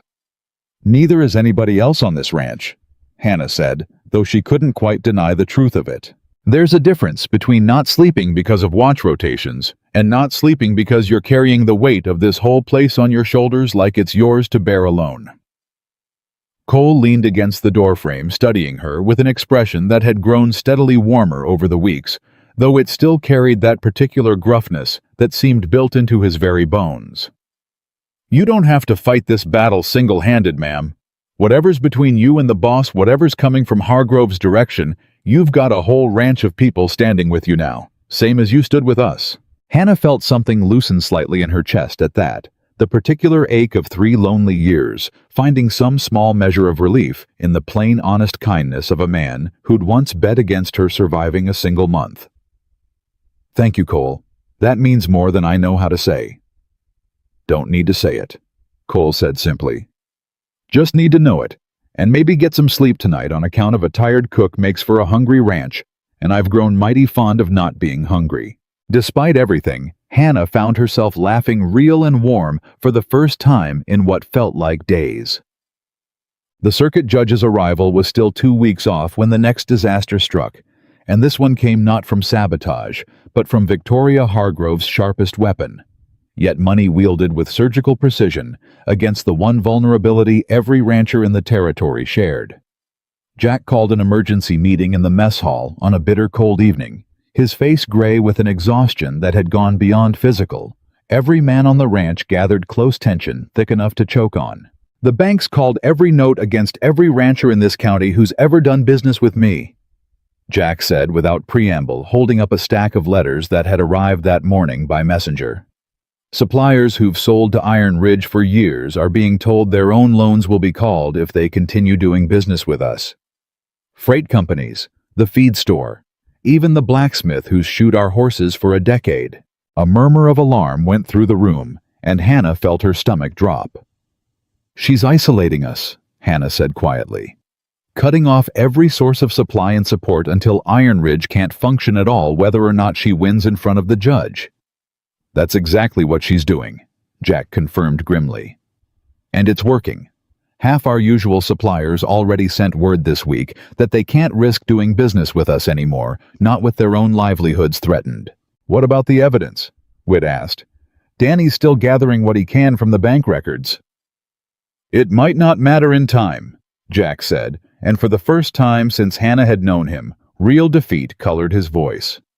Even if we win in front of the judge in 2 weeks, even if we prove every scrap of sabotage and fraud she's committed, if we can't get supplies, can't pay wages, can't feed 22 men and their families, before then there might not be a ranch left standing to save. The room fell silent, grim and heavy, and Hannah felt the weight of every exhausted, frightened face turn instinctively toward her, as though 3 years of surviving on nothing had somehow made her the ranch's last best hope against impossible odds. She thought fast, her mind racing through every resource she'd ever learned to stretch every trick of survival she'd mastered, scraping by alone on a dying claim. We don't need the suppliers, she said slowly, an idea taking shape even as she spoke it aloud. Not all of them anyway. What do we actually need most right now to survive the next 2 weeks? Feed for the horses, Cole said immediately. Flour and staples for the men. Medical supplies given everything we've weathered lately. Feed we can supplement, Hannah said. There's wild hay still standing in the lower meadow, hasn't frozen through completely yet. It's not ideal, but it'll stretch what we've got stored. Flour and staples. She thought hard, remembering something from her years alone. There's a mill 2 counties over run by a widow Pruitt. She's not beholden to any bank in Caldwell Flats, and she's got no love for the Hargroves either, not since old man Hargrove foreclosed on her nephew's farm 3 years back. Jack looked up sharp. You know her. I know of her, Hannah said. My mother traded with her mill years back before things got too hard to make the journey. It's 3 days' ride each direction, but if she's willing to sell to us direct bypassing every supplier, Victoria's already threatened. It's worth trying. Jack said something like hope kindling back into his exhausted eyes.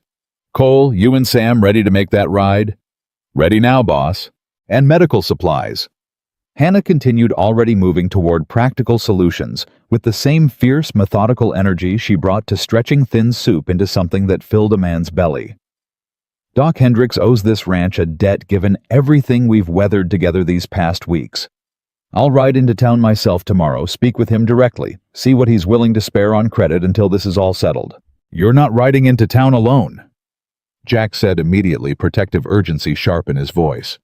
Not with Hargrove's people watching every road in and out of this county. Then somebody rides with me, Hannah said, unwilling to be talked out of it, because sitting idle, while others fought for Iron Ridge's survival, had never once been in her nature.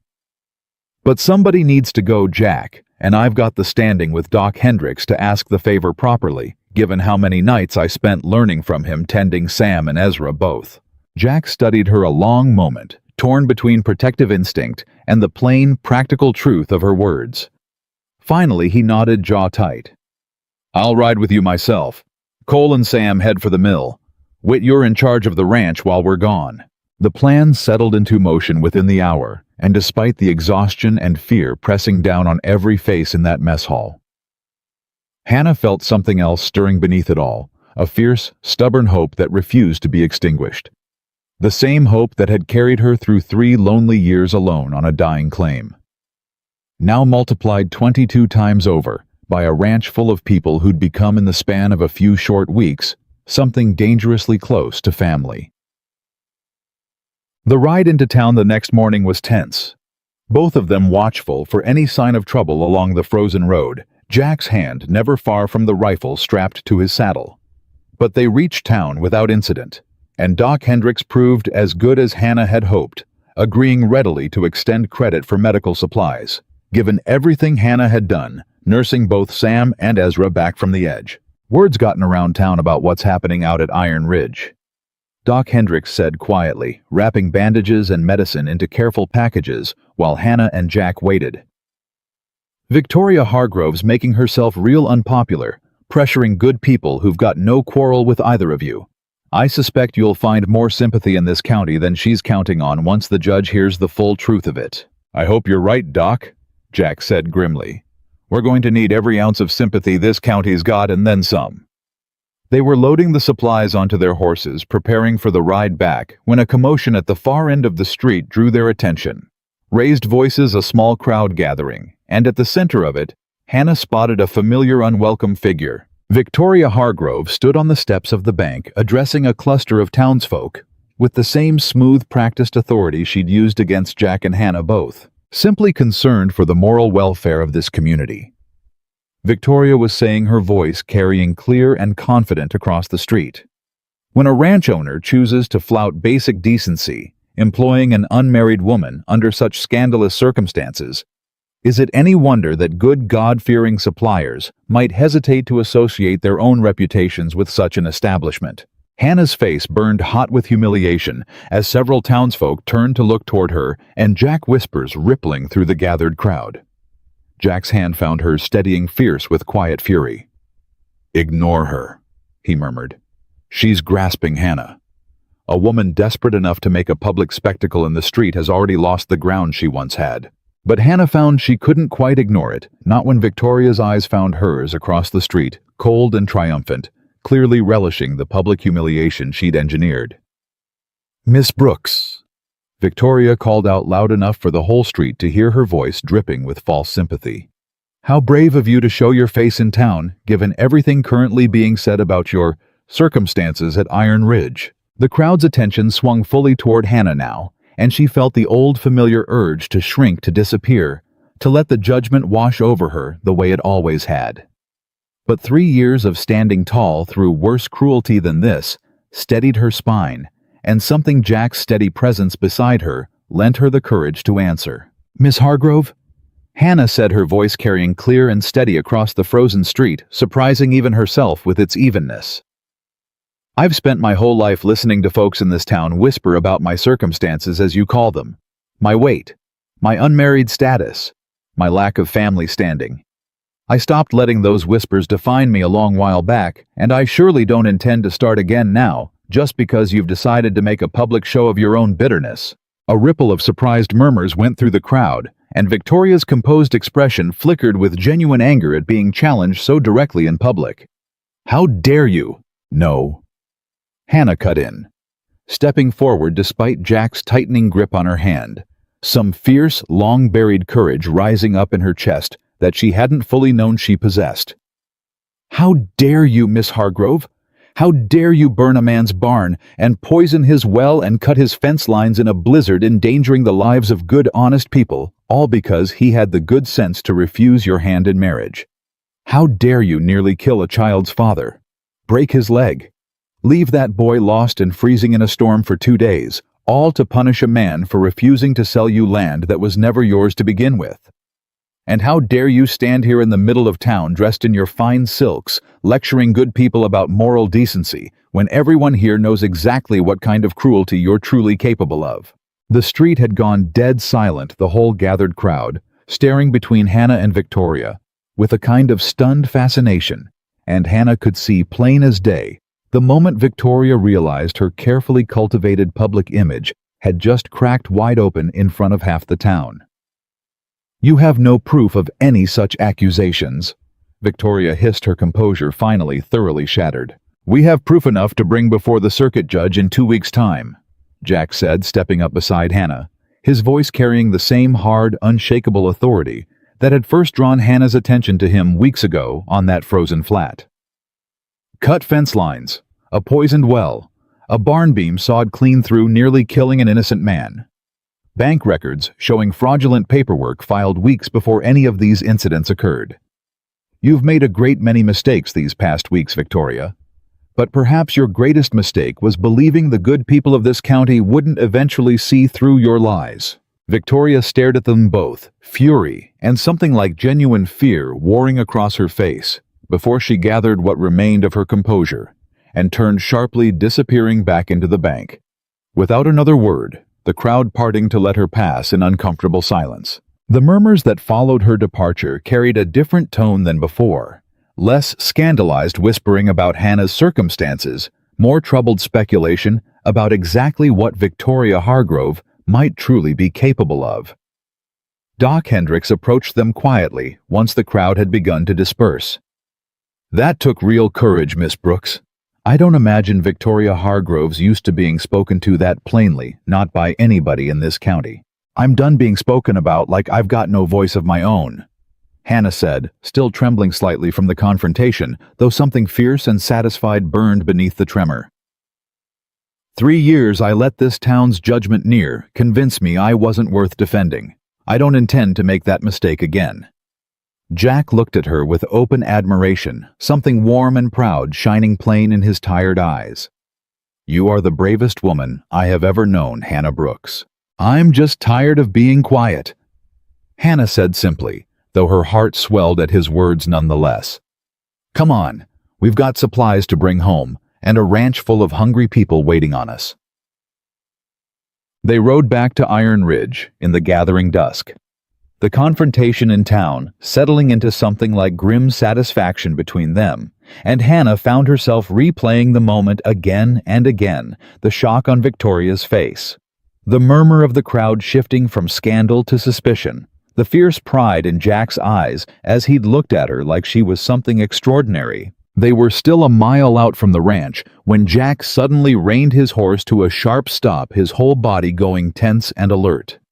"What is it?" Hannah asked, her own nerves spiking instantly. "Smoke," Jack said grimly, pointing toward a dark plume rising against the darkening sky far too close to Iron Ridge's boundaries for comfort. "That's coming from the direction of the ranch." They spurred their horses into a hard gallop, Hannah's heart hammering with terror as the ranch came into view. Not the main house, not the barn they'd already rebuilt from the last fire, but the bunkhouse itself, flames licking up one entire side of the structure, men running frantic with buckets, while others struggled to evacuate what supplies they could save.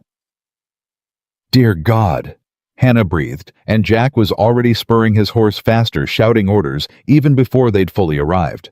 They threw themselves into the chaos, Hannah grabbing buckets alongside the men passing water hand to hand in a desperate chain, her arms burning with effort as they fought to contain flames that seemed determined to consume everything Iron Ridge had left.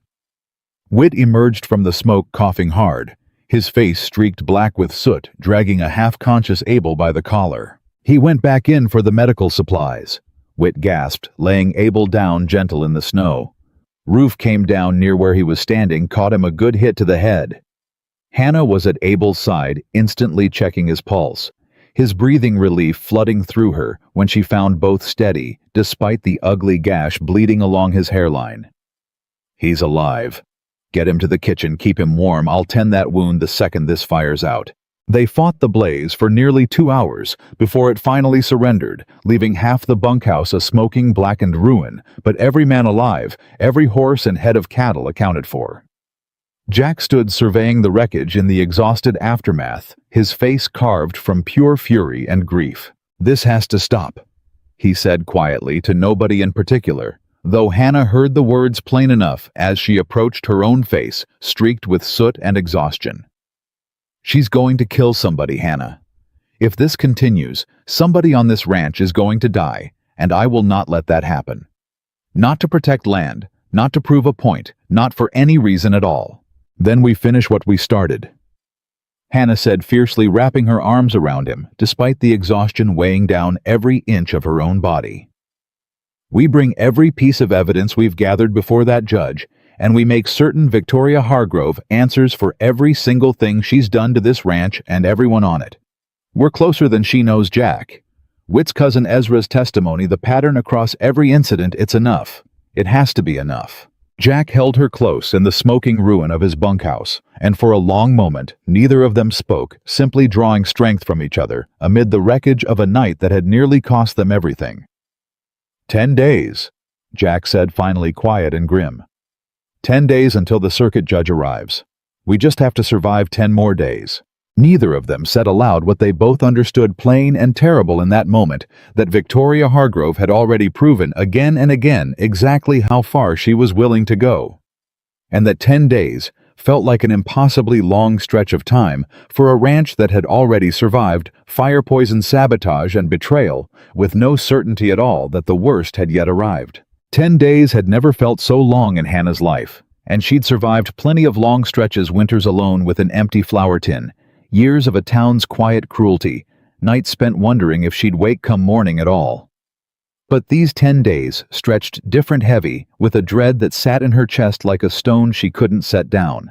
Jack doubled the watch again after the bunkhouse fire, and this time nobody argued or grumbled about lost sleep. Every man on Iron Ridge understood now, plain and clear, exactly what they were up against, and exactly what price Victoria Hargrove was willing to pay to see them broken. Hannah threw herself into work the way she always had, because idle hands invited idle fear, and fear had never once solved a problem worth solving. She fed the men, tended Abel's healing head wound, kept Tommy close and distracted with small kitchen tasks that made the boy feel useful rather than frightened. But underneath the routine, her mind never stopped turning over the case they were building, testing every weak point, worrying at every gap, the way she once worried a stubborn knot from dough. Whit's cousin came through, Jack told her on the 5th night, spreading a stack of papers across the kitchen table, his face lit gold by lamplight, exhaustion etched deep into every line of it. Danny copied out 3 months of ledger entries, dates that don't match the official record. Withdrawal denials logged the same week supplies started vanishing. It's not everything, but it's a thread, and threads unravel whole garments if you pull them right. Hannah leaned over the papers, tracing a finger down a column of figures. And Ezra's statement, ready and signed. Doc Hendricks is prepared to testify about the barn beam cut clean through. No way a storm did that kind of damage. Jack rubbed his eyes, weary down to the bone. Cole gathered 3 more ranchers willing to speak about the bank's pressure campaign. Men who've been quietly bullied for months and never had the courage to say so out loud until they saw what's been happening to us. That's more than a thread, Jack. Hannah looked up at him, something fierce and hopeful stirring in her chest, despite the exhaustion weighing on them both. That's a rope thick enough to hang her scheme with. If the judge believes it. Jack's jaw tightened. Victoria's family has money enough to buy plenty of doubt, Hannah. I won't pretend this is settled just because we've got paper and testimony on our side. No, Hannah agreed quietly. But it's more than we had a month ago, and we've survived worse than doubt these past weeks. Jack reached across the table and took her hand, his thumb tracing slow, absent circles over her knuckles, the way it had become his habit to do in these quiet, stolen moments between crisis and crisis. We have, he said, and we'll survive whatever comes next too, together. The 6th night brought the closest call yet. Hannah woke to Tommy's small hand shaking her shoulder, his face pale and frightened in the dark. Miss Hannah, he whispered, urgent. There's men out by the well. I saw lanterns.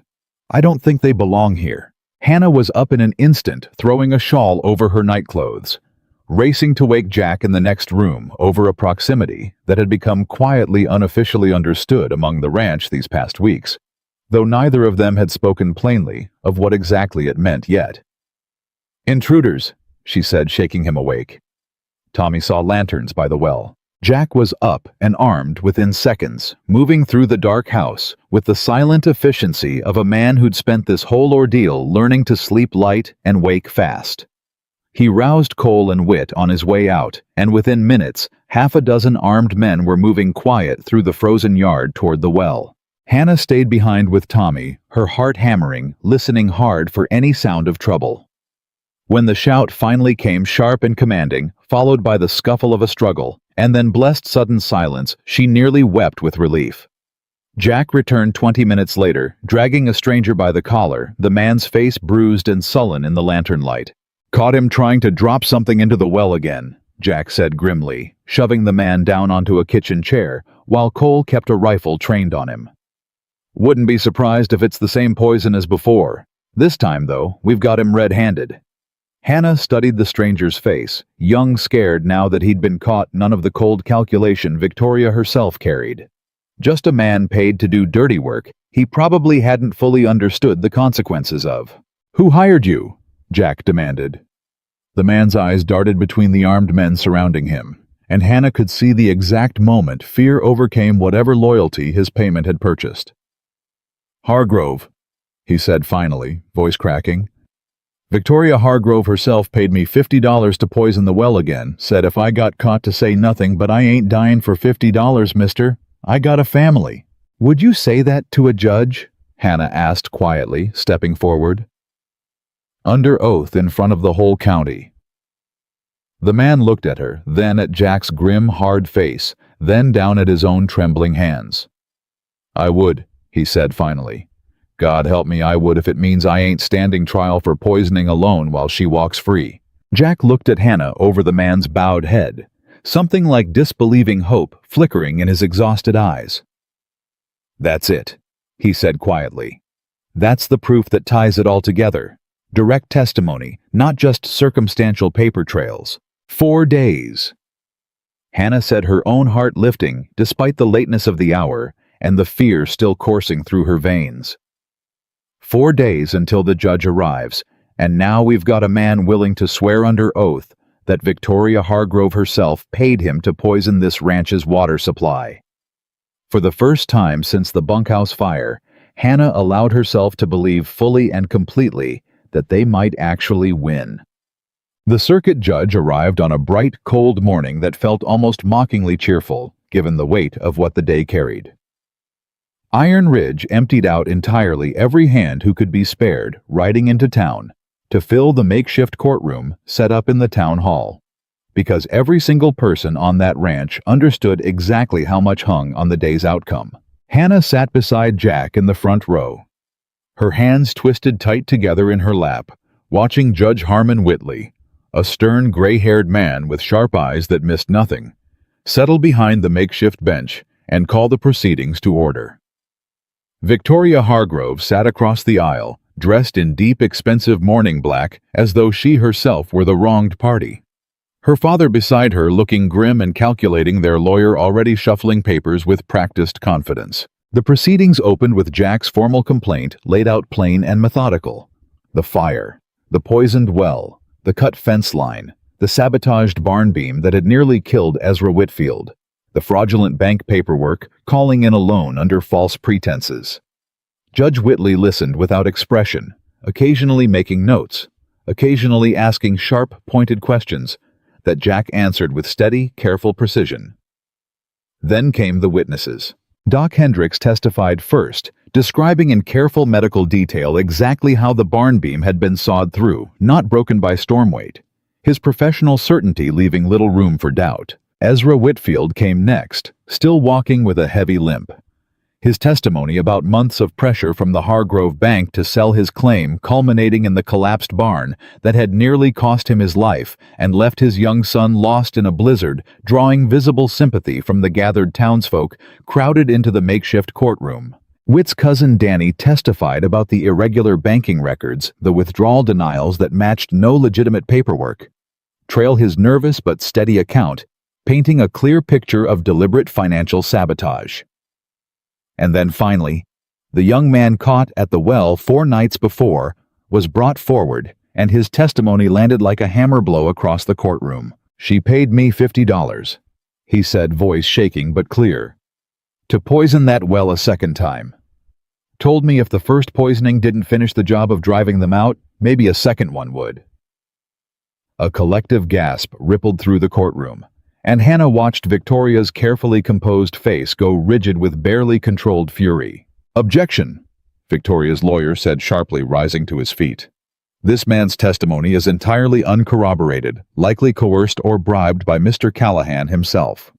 I'll decide what's coerced and what isn't in my own courtroom, Judge Whitley said, his voice cutting through the objection with quiet, absolute authority.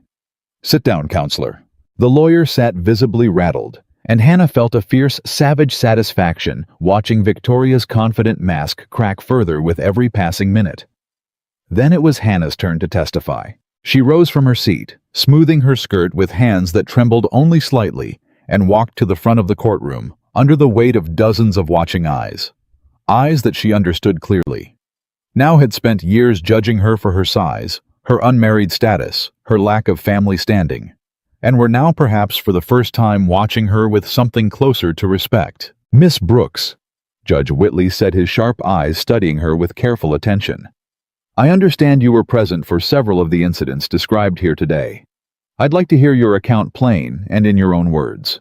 Hannah took a steadying breath and told the truth, all of it, from the night Sam nearly froze to death, and she'd nursed him back with nothing but broth and stubbornness, to the night the barn burned and she'd fought the flames alongside every man on that ranch, to the terrible night Tommy had been carried into her kitchen, half dead from cold, to the confrontation in town when Victoria had stood on the bank steps and tried to destroy her reputation in front of half the county. I've spent my whole life being judged for things that had nothing to do with my worth as a person.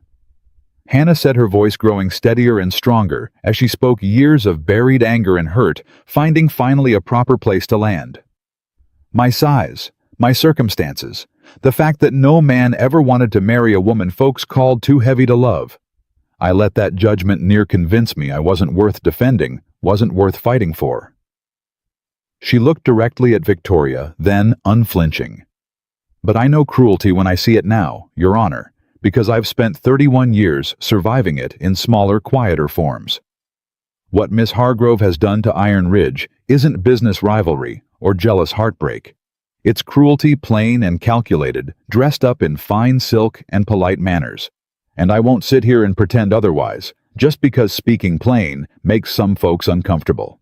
The courtroom had gone utterly silent, and Judge Whitley studied Hannah for a long, weighty moment before nodding slowly. Thank you, Miss Brooks. That's a remarkably clear account. He turned toward Victoria and her lawyer. I believe it's your turn to respond to these accusations. What followed was nearly an hour of increasingly desperate deflection from Victoria's lawyer, attempts to discredit witnesses, to cast doubt on motives, to paint the entire proceeding as a personal vendetta cooked up by a spurned suitor and his sympathetic cook. But the weight of evidence, testimony, and plain, obvious truth had already tipped decisively against them, and Hannah could see it in the increasingly grim faces of the gathered townsfolk, in the judge's tightening expression, in Victoria's own father's stony, furious silence, as his daughter's careful scheme unraveled thread by thread in front of the entire county. Judge Whitley called a brief recess before delivering his verdict, and Hannah spent the tense waiting minutes gripping Jack's hand so tight her knuckles had gone white. Whatever happens, Jack murmured close to her ear, you were magnificent up there, Hannah. Whatever this judge decides, nobody in this county will ever look at you the same way again. I don't want them to look at me differently, Hannah whispered back. I just want them to stop looking at me like I'm less than I am. After today, Jack said, I don't think that's a problem you'll ever have to worry about again. Judge Whitley returned to the bench with a gravity that silenced the whole restless courtroom instantly. I have heard sufficient testimony and reviewed sufficient evidence. He began, his voice carrying clear and stern across the room, to determine that the loan call issued against Iron Ridge Ranch was based on fraudulent paperwork filed with deliberate intent to seize property through illegitimate means. I hereby void that loan call in its entirety and order the Hargrove Family Bank to restore full account access to Mr. Callahan immediately, along with damages to cover losses incurred from these fraudulent actions. A wave of relief rippled through Iron Ridge's gathered supporters, but Judge Whitley wasn't finished. Furthermore, he continued, his sharp eyes fixing directly on Victoria, whose composed mask had finally completely crumbled. The testimony presented today regarding arson, poisoning, sabotage, and attempted assault against multiple individuals in this county constitutes criminal conduct far beyond the scope of a simple financial dispute. I am ordering Miss Victoria Hargrove held for formal criminal proceedings to be conducted at the Territorial Courthouse on charges including arson, attempted murder, and conspiracy to commit fraud. Victoria shot to her feet, her composure utterly shattered, now fury and disbelief warring across her pale face. This is absurd. You cannot possibly believe the word of a fat spinster cook and a jilted suitor over the testimony of a respected family. Miss Hargrove, Judge Whitley cut in his voice like iron. I would advise you to sit down and hold your tongue, unless you'd like to add contempt of court to the considerable list of charges already facing you. I have heard corroborated sworn testimony from multiple independent witnesses, physical evidence examined by a licensed physician, and financial records demonstrating a clear pattern of fraudulent conduct spanning several months. Your family's reputation, whatever it once was, does not exempt you from the law of this territory. Victoria's father grabbed her arm forcibly, pulling her back down into her seat, his own face ashen with the sudden devastating realization of exactly how far his daughter's schemes had unraveled, and exactly how much it was about to cost the entire Hargrove family name. The courtroom erupted into a buzz of stunned, satisfied murmuring, and Hannah felt Jack's arms wrap around her fiercely, both of them shaking with relief and disbelief in equal measure. It's over, Jack breathed against her hair. Hannah, it's actually over. But it wasn't. Not entirely, not yet. Done. As deputies moved forward to formally take Victoria into custody, she wrenched free of their grip for one final moment, her eyes locking onto Hannah's with a hatred so raw and desperate it made the whole courtroom go still. You, she spat. This is your doing. A fat, worthless nobody, and somehow you've managed to destroy everything I built.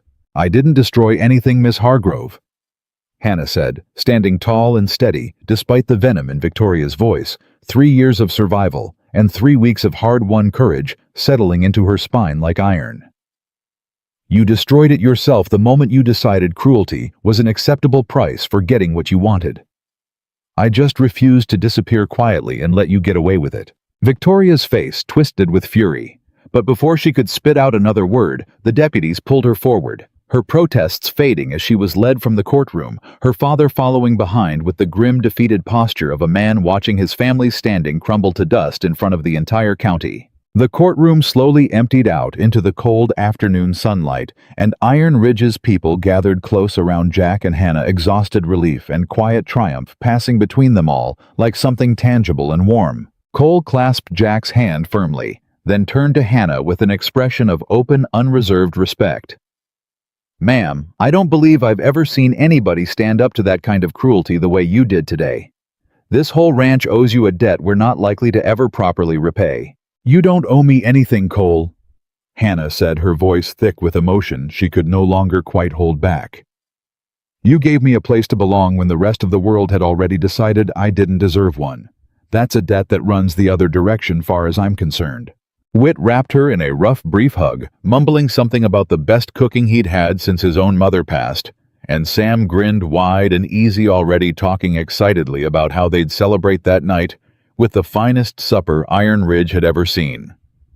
Even Abel, still healing from his head wound, managed a warm, grateful smile that said more than words ever could have. Tommy launched himself at Hannah's legs, hugging her tight, and Ezra Whitfield, leaning heavy on his cane, offered a slow, grateful nod that carried the weight of a father whose son had survived a nightmare because of a stranger's fierce, unwavering care. They rode home to Iron Ridge in the golden light of late afternoon. The whole ranch's mood transformed entirely from the grim, watchful dread of the past 10 days into something bright and buoyant and thoroughly earned. The men broke into spontaneous singing, partway through the ride, rough off-key joyful, and Hannah found herself laughing along, despite the exhaustion weighing on every muscle in her body. That evening, the whole ranch gathered for a celebration supper that Hannah had spent the last hour before the trial secretly preparing, determined that whatever the day's outcome, Iron Ridge would eat well that night. Roasted meat, fresh bread, the last of the good coffee, saved for exactly this occasion, the mess hall filled with warmth and laughter, and the particular hard-won joy of people who'd fought together through genuine danger and come out the other side intact. Jack found her near the end of the evening, slipping quietly out of the mess hall into the cold, clear night. Stars spread thick and bright overhead, now that the storms had finally passed. He found her standing near the corral fence, looking up at that vast winter sky, with an expression of exhausted, disbelieving peace. "You disappeared," he said, coming to stand beside her. "Needed a moment," Hannah admitted. "It's been a long few weeks, Jack. Longer few years, if I'm honest. Sometimes it takes a quiet moment to let something like today actually settle in." "And has it settled?" Hannah turned to look at him. This man who'd found her kneeling in the snow with a stolen rabbit and seen somehow past everything the world had decided about her worth. "I think it has," she said softly. "I think for the first time in longer than I can remember, I actually believe I've found somewhere I belong. Somewhere I'm wanted, not despite who I am, but because of it." Jack reached for her hands, holding them both between his own, with a tenderness that made Hannah's breath catch. "Hannah Brooks," he said, his voice carrying the same quiet certainty it always did when he meant something with his whole heart. "I've spent every day these past weeks falling further and further in love with you, watching you fight for this ranch, for these people, for yourself, with a courage I've rarely seen matched by anyone I've ever known. I don't want you to just belong here as my cook, or even just as somebody I love. I want you to belong here as my wife, if you'll have me." Hannah's breath caught entirely, her heart hammering so loud she was certain the whole ranch could hear it from the mess hall behind them. "Jack, I know it's fast," Jack continued before she could find proper words. "I know the world will have plenty to say about a rancher marrying his cook, about all of it. But I've learned something these past weeks too. Hannah, watching you refuse to let this world's cruelty define your worth. I've learned that the only opinion that ought to matter when it comes to a thing this important is our own. And my own opinion is that I have never in my whole life wanted anything as much as I want to spend the rest of my days waking up beside you." Tears spilled freely down Hannah's cheeks now, 3 years of loneliness and hurt and quiet, desperate hope finally breaking free all at once. "Yes," she said, the word coming out choked and certain, all at the same time. "Yes, Jack Callahan, I'll marry you. I spent so long believing I wasn't meant for this kind of happiness that the world had already decided my worth and found it lacking. I don't believe that anymore. Not since the day you found me kneeling in that snow and looked at me like I was worth something. I love you. I choose you.